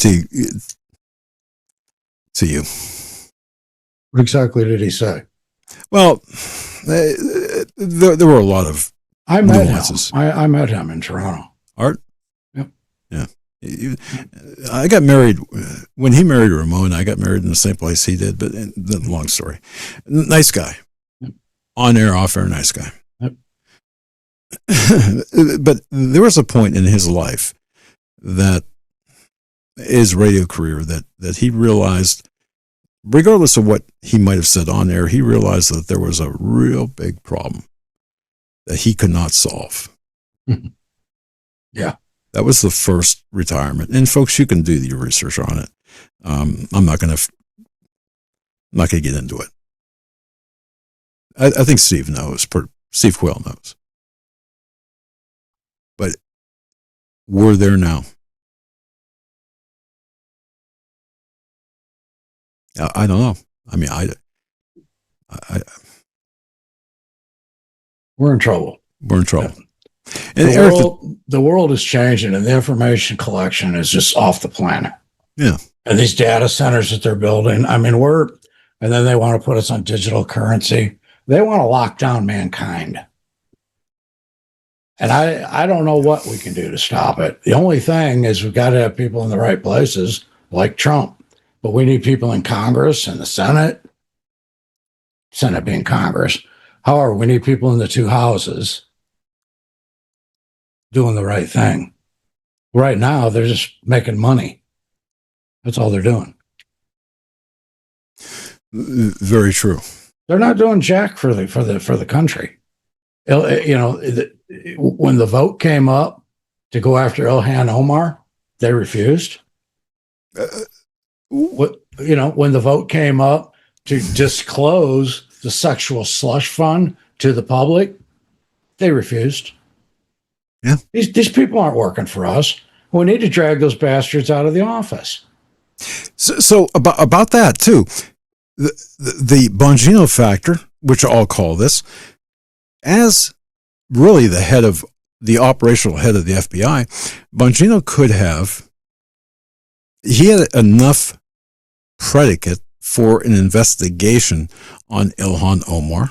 Yep. He could have opened up an investigation and if warranted, submitted the affidavit for probable cause and the paperwork to the Department of Justice for the arrest of Ilhan Omar for denaturalization and ultimate deportation, which would have done two things. It would have taken care of one problem, illegal problem, ostensibly, potentially, allegedly. How's that?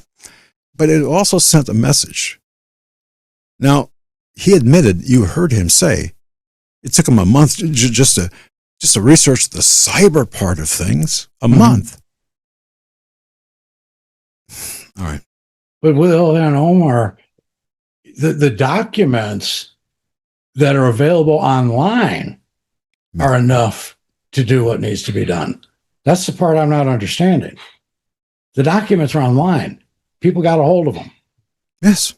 Okay, they're there. They're legitimate documents. She married her brother. She lied.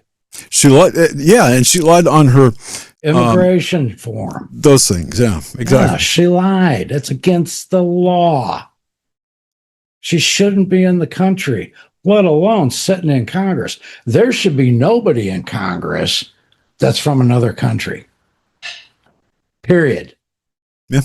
Coming in here making rules for Americans and openly saying that she's loyal to Somalia, not to the United States.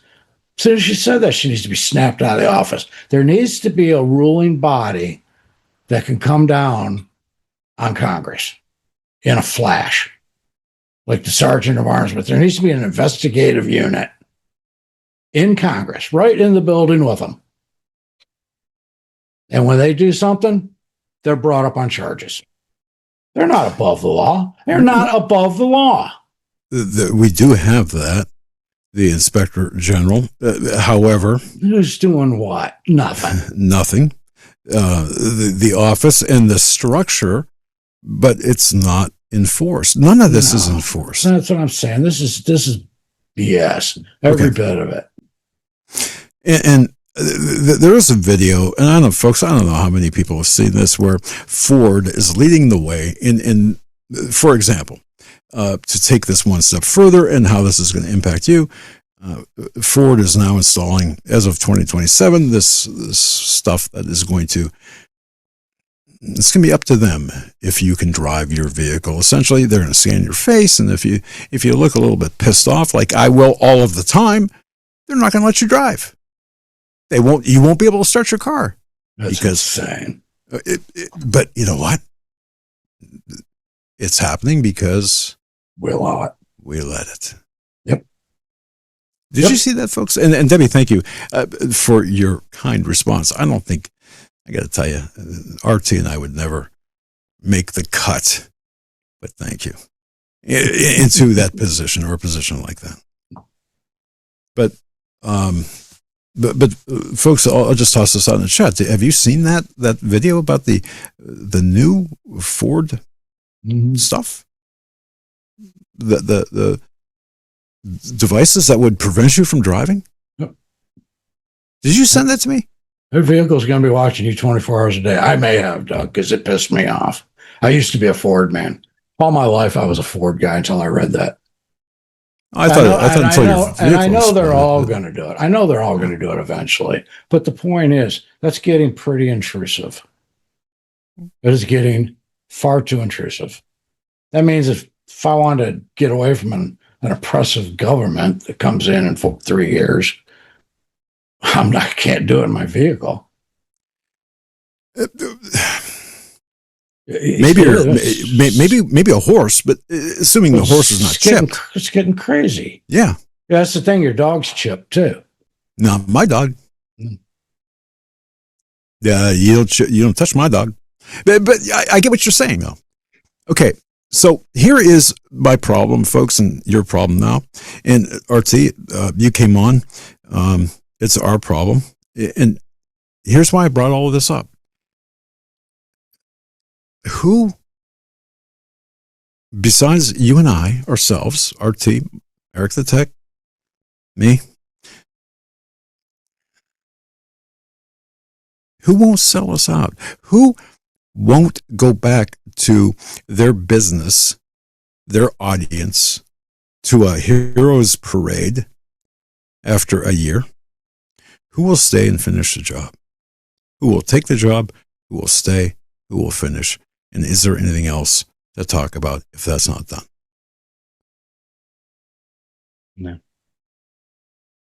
No, that's a good question. What's the price? And yeah, exactly. And I'm not just talking about the FBI. I'm talking about what's your price? Right. Because that's what we're seeing. We're seeing a price. It's crazy. And J.J. Carroll, folks, you know him. He written books about the border patrol agent. Great guy. If you haven't subscribed to a Substack, do that. Eric the Tech, I sent you a video or an email with his video in there. If you can play, if you can advance it to, I don't know, right before he plays a video within that video, that makes sense, of a female. That makes sense. If you can play that, the answer to why things are not getting done on a wholesale level, to what RT had said J.J. Carroll nailed it. 100%. Remember Doge? Remember Elon Musk? Remember all of this stuff? This is the problem. Eric, did I screw you up or do you have it? Okay. He's over in the North 40. Go ahead and play that. And RT, I want to get your reaction. And folks, watch this, and I'd like to see your reaction in the chat. Here it is. J.J. Carroll. The Federal Reserve has revealed that U.S. NGOs have more in assets than the combined 2025 GDP estimates for Japan, Germany, and India combined. India and Japan's GDP each just over $4 trillion, Germany $5 trillion, about $13.5 trillion together. Guess what? The combined assets held by U.S. NGOs equals $14.2 trillion of your tax money and that of your children and grandchildren and great-great-great-great-great-grandchildren. Ever wonder why everything is so absolutely unaffordable today?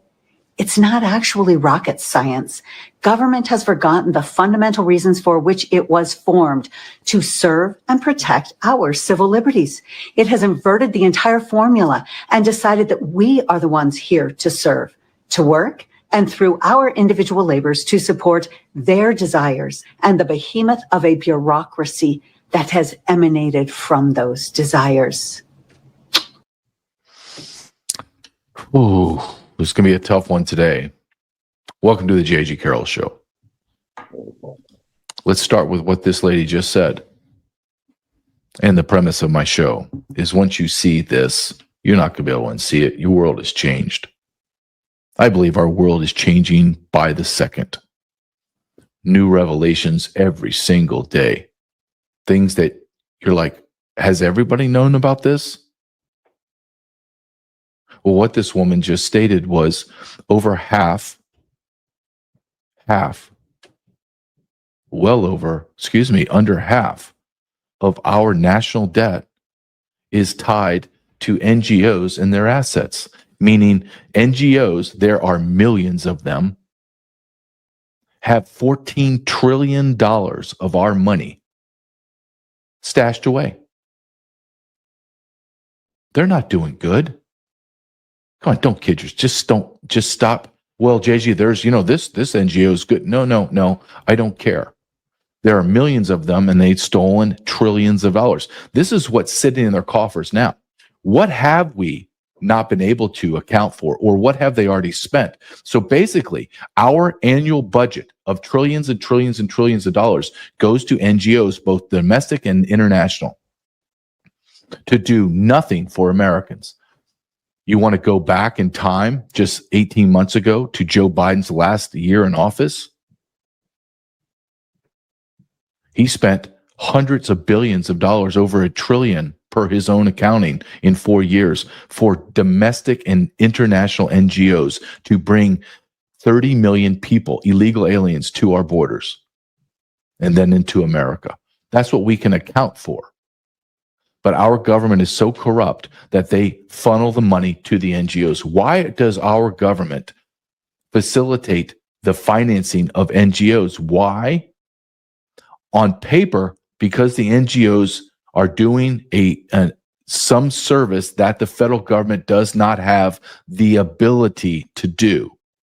For example, why did Joe Biden and Mayorkas give NGOs, Catholic Charities, Jewish Family Services, Lutheran Family Services, and all of the plethora of disgusting NGOs underneath them? Why'd they give them billions upon billions of dollars to move people into America? Because the federal government did not have the manpower to move 30 million people into the United States of America. So they had to farm that out, contract that out to NGOs.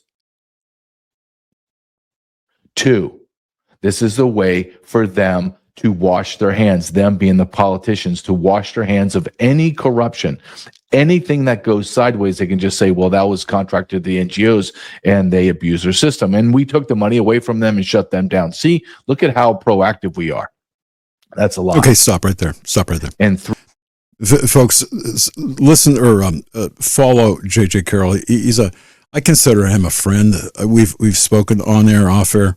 He's done a lot of good stuff, but his point right there, and back to my point, and then RT, you can chime in. You have an enterprise, a criminal enterprise. You have, but especially one that was operating overtly under Biden Mayorkas, but not Biden necessarily, his minions, his people in the White House, and Mayorkas and his people. And by the way, why haven't we heard anything about Mayorkas? Okay, moving on. Just give me a home address. There you go. I don't need anything else. So, what G.G. Carroll said in his second book, also, I would add this, just fantastic. It'll make you, it'll really hack you off in terms of what he found when he went back to the border. But anyway, so what he said there, RT, doesn't that sound like a criminal enterprise within the NGO infrastructure? Yeah, how do we get on this NGO thing and actually do something good? Okay. Where would that fall? Where's that application? I'll fill one of them out tonight if you got it. Well, you know what? We can get on both sides. We can create this NGO or 501c3 and then become an NGO with the feds, and of course we can. Borders. Throw in a few. Yeah. We'll develop our own Leering Center. But here is the larger point. What investigative body in the U.S. do you think would be able to investigate the larger scale corruption, criminal enterprise? It would have to be the FBI. Ah, boy, it keeps coming back to the FBI. Yep. Gee, isn't that weird? Yeah. So, just so I'm clear on this, and RT, correct me if I'm wrong. So the FBI, they've got the toys or the tools. Some use as toys for surveillance, for the purposes of control. Mm-hmm. They've got the infrastructure to go after, to investigate. They could undo every bit of it. Uh-huh. And here we are. But they don't. And Dan Bongino, God bless him. He's back. He's got his audience. He's got his show. He's got Rumble. He's got, we may not be on Rumble after this. He's got all of this. He's got the hot tub in his house and the shower head. The shower head that is now officially a bull tit. A what? A bull tit. Useless as tits on a bull. Yeah, that's what I thought you said. You folks down in Texas know what I'm talking about. Right, Dub?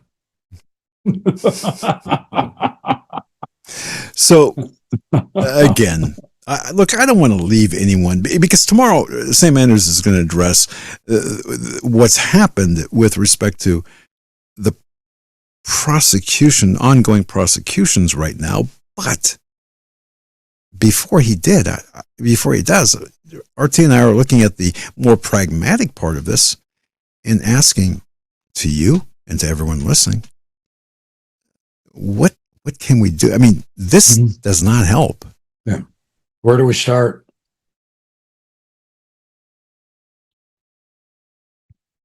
But it's not. You're not going to get anything done if you only get into it for a year.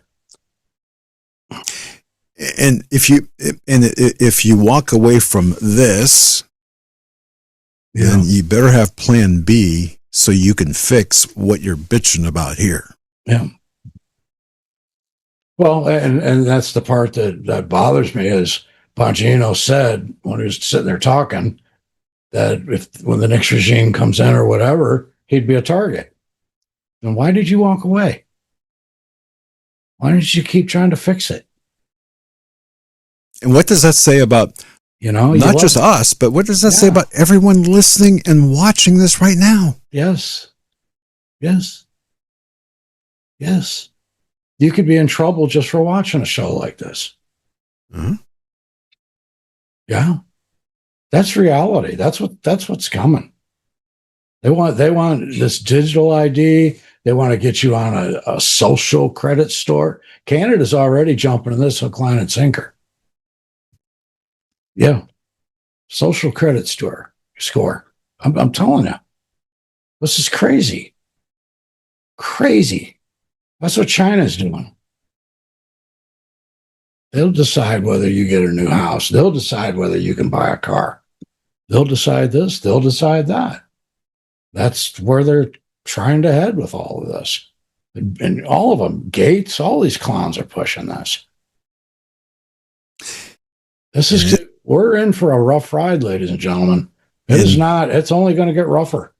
And you know what? You look at the ticks on the ground. You look at the ticks in your back. You look at the ticks on your dog or your horse or whatever. And Bill Gates. Mm-hmm. Yep. So. And why do we have some clown that worked on computers and did computers? What the hell does he have to do with vaccines? Who died and left him in charge? This guy has no say-so over my life, but unfortunately he does. Well, I'm sorry, I disagree with that. Well, what can I do about it? Herein lies the question. And that is really the essence of today. You know, I was talking to my wife Sunday. We went out to eat, and she did not know that I went, and it was 2006. I went with Celia Farber, or I was with Celia Farber on Long Island, Hawthorne, New York, Gate of Heaven Cemetery. And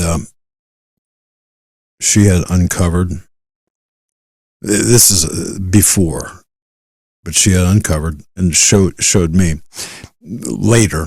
Okay, I was not part of all that. I mean, she showed me later this mass grave of children that were used essentially as experiments by Fauci. Much like the stuff Gates is doing right now with ticks and mosquitoes and everything, Fauci was doing with AZT, the AIDS stuff back then. Mm-hmm. Let me tell you, to stand and see mass graves of children that were experimented on. When I say mass grave, I'm talking about Nazi-style mass graves. No names. No, well, Just the dumped names in a hole in the ground. Yes, on plain child-size coffins in one long. Imagine this one long trench where there were multiple coffins in this trench, and the names carved on this granite piece. But this trench was covered by plywood, particle board, and fake grass. I don't know, maybe 50 yards, maybe 100. I don't know. It was a long, long, long line. Those were Fauci's experiments. No, I didn't even get to the puppies. Those are the children. The puppies too. Who would prosecute something like that?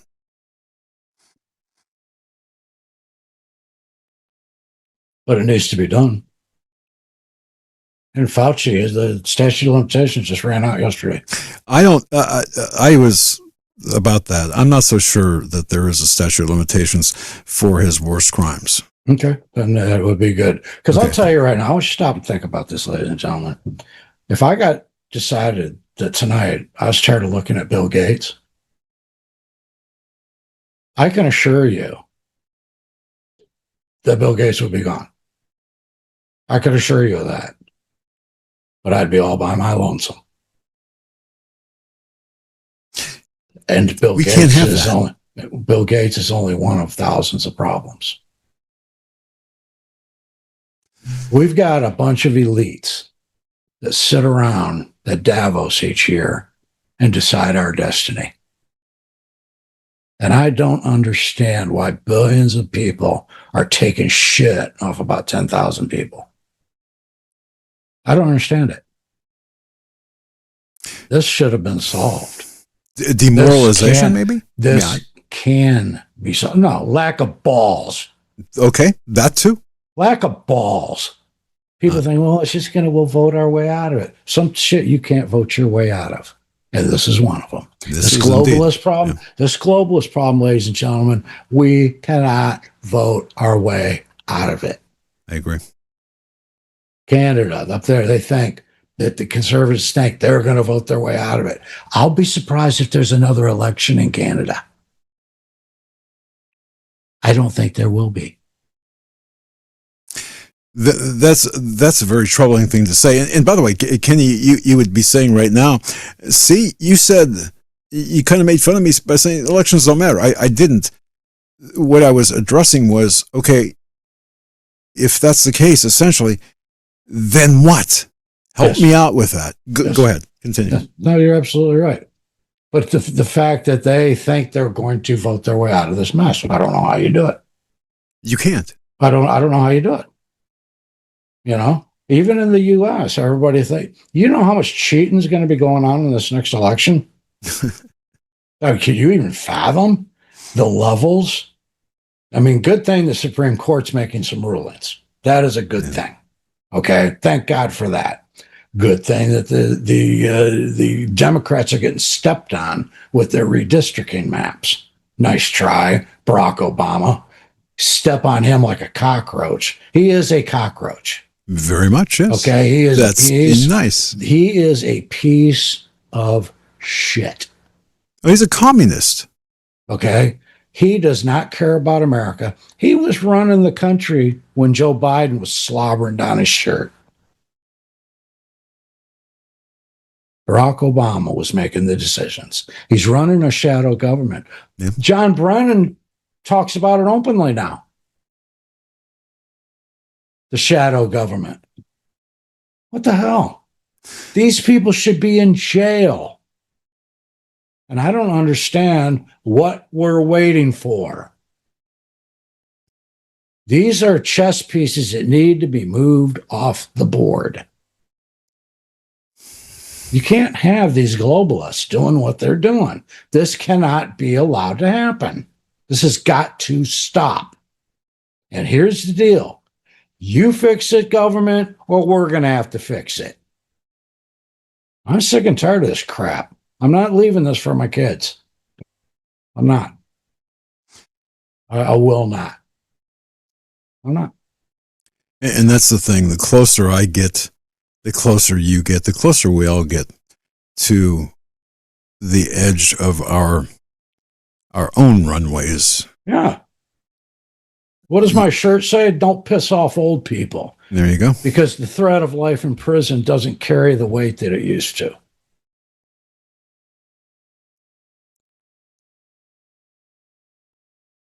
Folks, I don't know what to do. I'm paraphrasing. I get the picture. I'm sick and tired of this shit, Doug. I am absolutely sick and tired of being sick and tired. Like you said at the beginning of the show. I said that off air, by the way. But you did say it. You said, I'm sick and tired of being sick and tired. Yeah. Yeah. You know, it's just, this is crazy. And Trump's just one guy. We have a corrupt Congress that's not going to change the laws that we need changed today. These laws need changed today. And certain laws need to be implemented today, not tomorrow, not next week, not next year. Amen. And these people that are not doing their jobs need to be booted in 2026. Oh, wow, that happens to be this year. Get them out of there. Get some fresh blood in. But when you put the fresh blood in, they need to understand what the job is. They need to be told that when they're campaigning. You need to call them out and ask them, explain exactly what you're going to do. It's a job interview. Go to their rallies, question them. You got to get into this, man. Both feet in the game. I don't even have 2 feet, but I'll jump in it. Are you happy with what you're turning over to your kids? Are you happy with what you're turning over to your grandchildren? I want you to answer me that. Because if you are, well, go watch TV.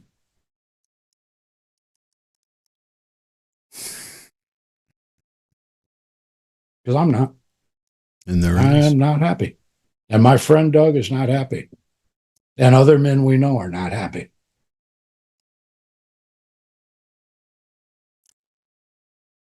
And folks, that's where we're at today. That's where I'm at. Yeah. It's serious. This is dead nut serious. As serious as a heart attack. It is serious. It is hard. It's the future of your kid. If you're cool with what you have for your children or grandchildren, go back to sleep. Go back to sleep. You wouldn't be able to used to be anyway. You know, our team might not have any legs, or with loving humor, a leg to stand on. Yeah. He might not have but he's got big balls. Don't underestimate me. Now, I may not be the best, boy, is that an overstatement, best communicator in the world. But one thing I can do is, well, I can do a lot. Yeah. Okay. We're awesome tacticians. Yeah. Because you know what? We have the will. But even more importantly, we have God behind us. Right. The morality, the spirituality, and the righteousness of battle. And now we're finding out that we've got companies out here and medical institutions that are taking brains out of babies at 6 months. Yeah. 6 months, you know what? 6 months out of the womb. I did not even want to go there, but taking lungs out of babies 6 months out of the womb. That's called murder. That is murder outright. That's like those babies in Fauci's graves. Fauci needs to die by lethal injection. I don't want him in prison the rest of his life. I want him dead.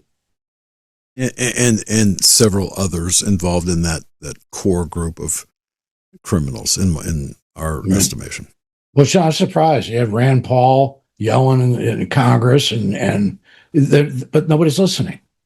There's another bill put out there, and they just shuffle it away.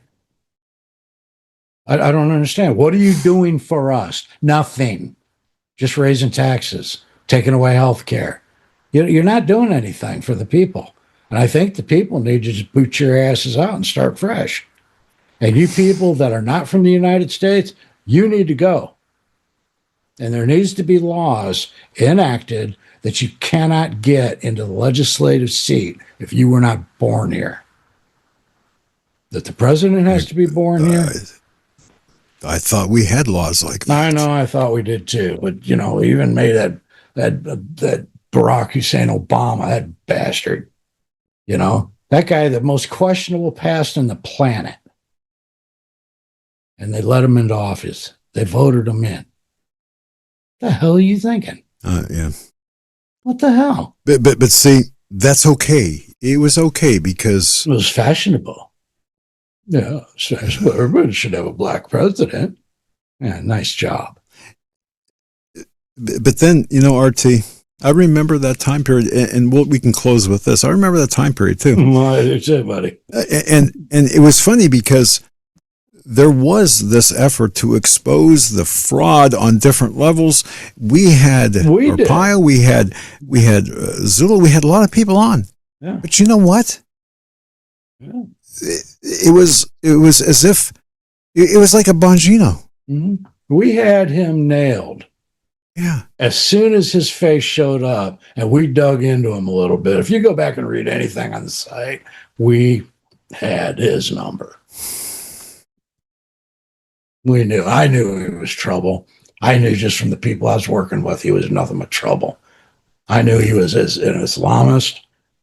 I knew he was bringing people that I swear to God were in the Muslim Brotherhood were suddenly in DOJ. I mean, there was just things happening that would make your head spin. Remember the innocence of Muslims with the CIA, Brennan? That video? Remember that? Remember Benghazi? That was a film, essentially, that caused this unrest at the Benghazi embassy, which wasn't an embassy. Oh, I'm sorry, consulate. No, it wasn't a consulate. It was a house. It was a CIA headquarters compound. Hillary Clinton. Again, here we are. All right. So that was on my mind, folks. I had to share that, and I know I burdened RT with that. I burdened every one of you coming into this show. I had to share my misery, but I just want to speak from the heart, from the gut. This is where we're at. What the hell are we going to do about it? Yeah.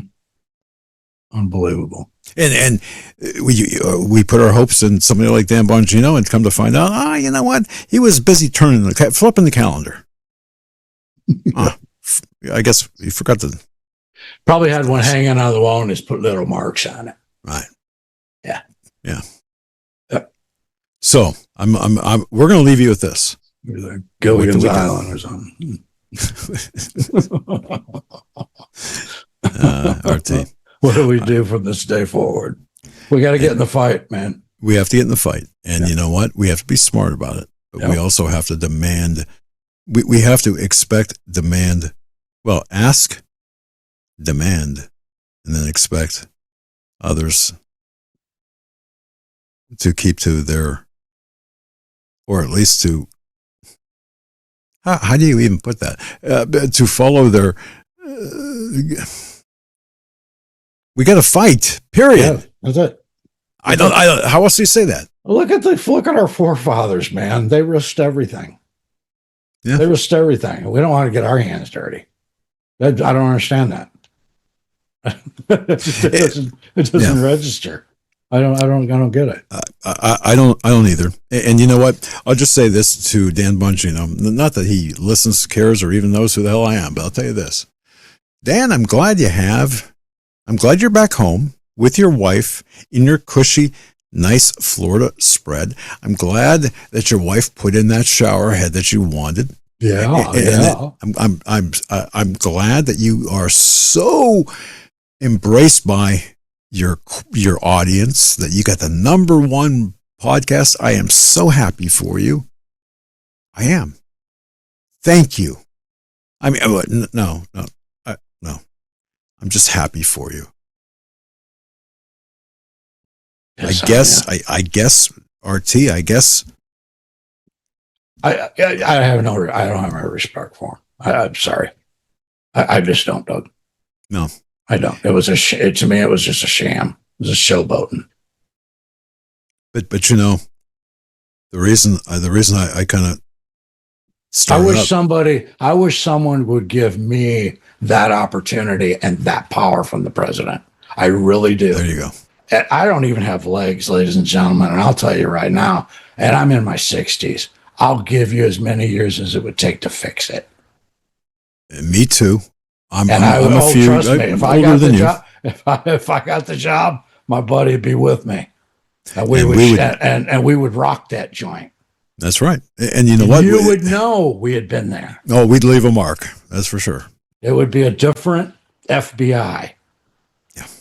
I can promise you that. I can assure you of that. If you're listening to this show and you have any power, I'm available. Yeah, me too. Doug's available. But you know what? Think Butler, to the extent where, here, go ahead and do what you can. Mm-hmm. But you know what? You won't have subpoena power. Well, now. That's like having a vehicle without a transmission. Yeah. But we did what we I'll tell you what, we did a hell of a lot. In fact, surprised a lot of people. More than anybody else did. Yeah. And we're talking about limited resources, man. But I'll tell you something. That sent a message, because RT was a big part of it. Eric the Tech was a part of it. That sent a message. And people saw that and they said, wow. But anyway, but that's where we're at, folks. RT, I want to thank you for being with me as I struggle. Always a pleasure. Tonight was a rough night in the beginning. I know that. It still is. It was really bothering you, though. I know that. It still is. I know it is. But we got the word out there. And I think people are listening. But we've got to do something, ladies and gentlemen. We got to, I don't have an answer as exactly how to fight this fight, but we have to be willing to fight before we can even get into it. That's the thing. We have to be willing. We have to be willing. And I don't know that many people that are willing. And that troubles me. And you know what? Don't be a calendar flipper. Yeah. If you're called upon, yes, jump in at both feet and plan to stay in it. And ladies and gentlemen, once again, thank you for helping me. I appreciate it. I want you to know that. I really appreciate it. And the folks that can't, listen, I totally understand. And I understand that. I get that because I'm in that position myself. And the ones that are helping me, thank you. Yeah, and his link will be in the description box below. Folks, thank you. Thank you for struggling with me. I know it was, but you know what? It was good. It's from the heart. Yeah. All right. Have a good night, everyone. Yeah.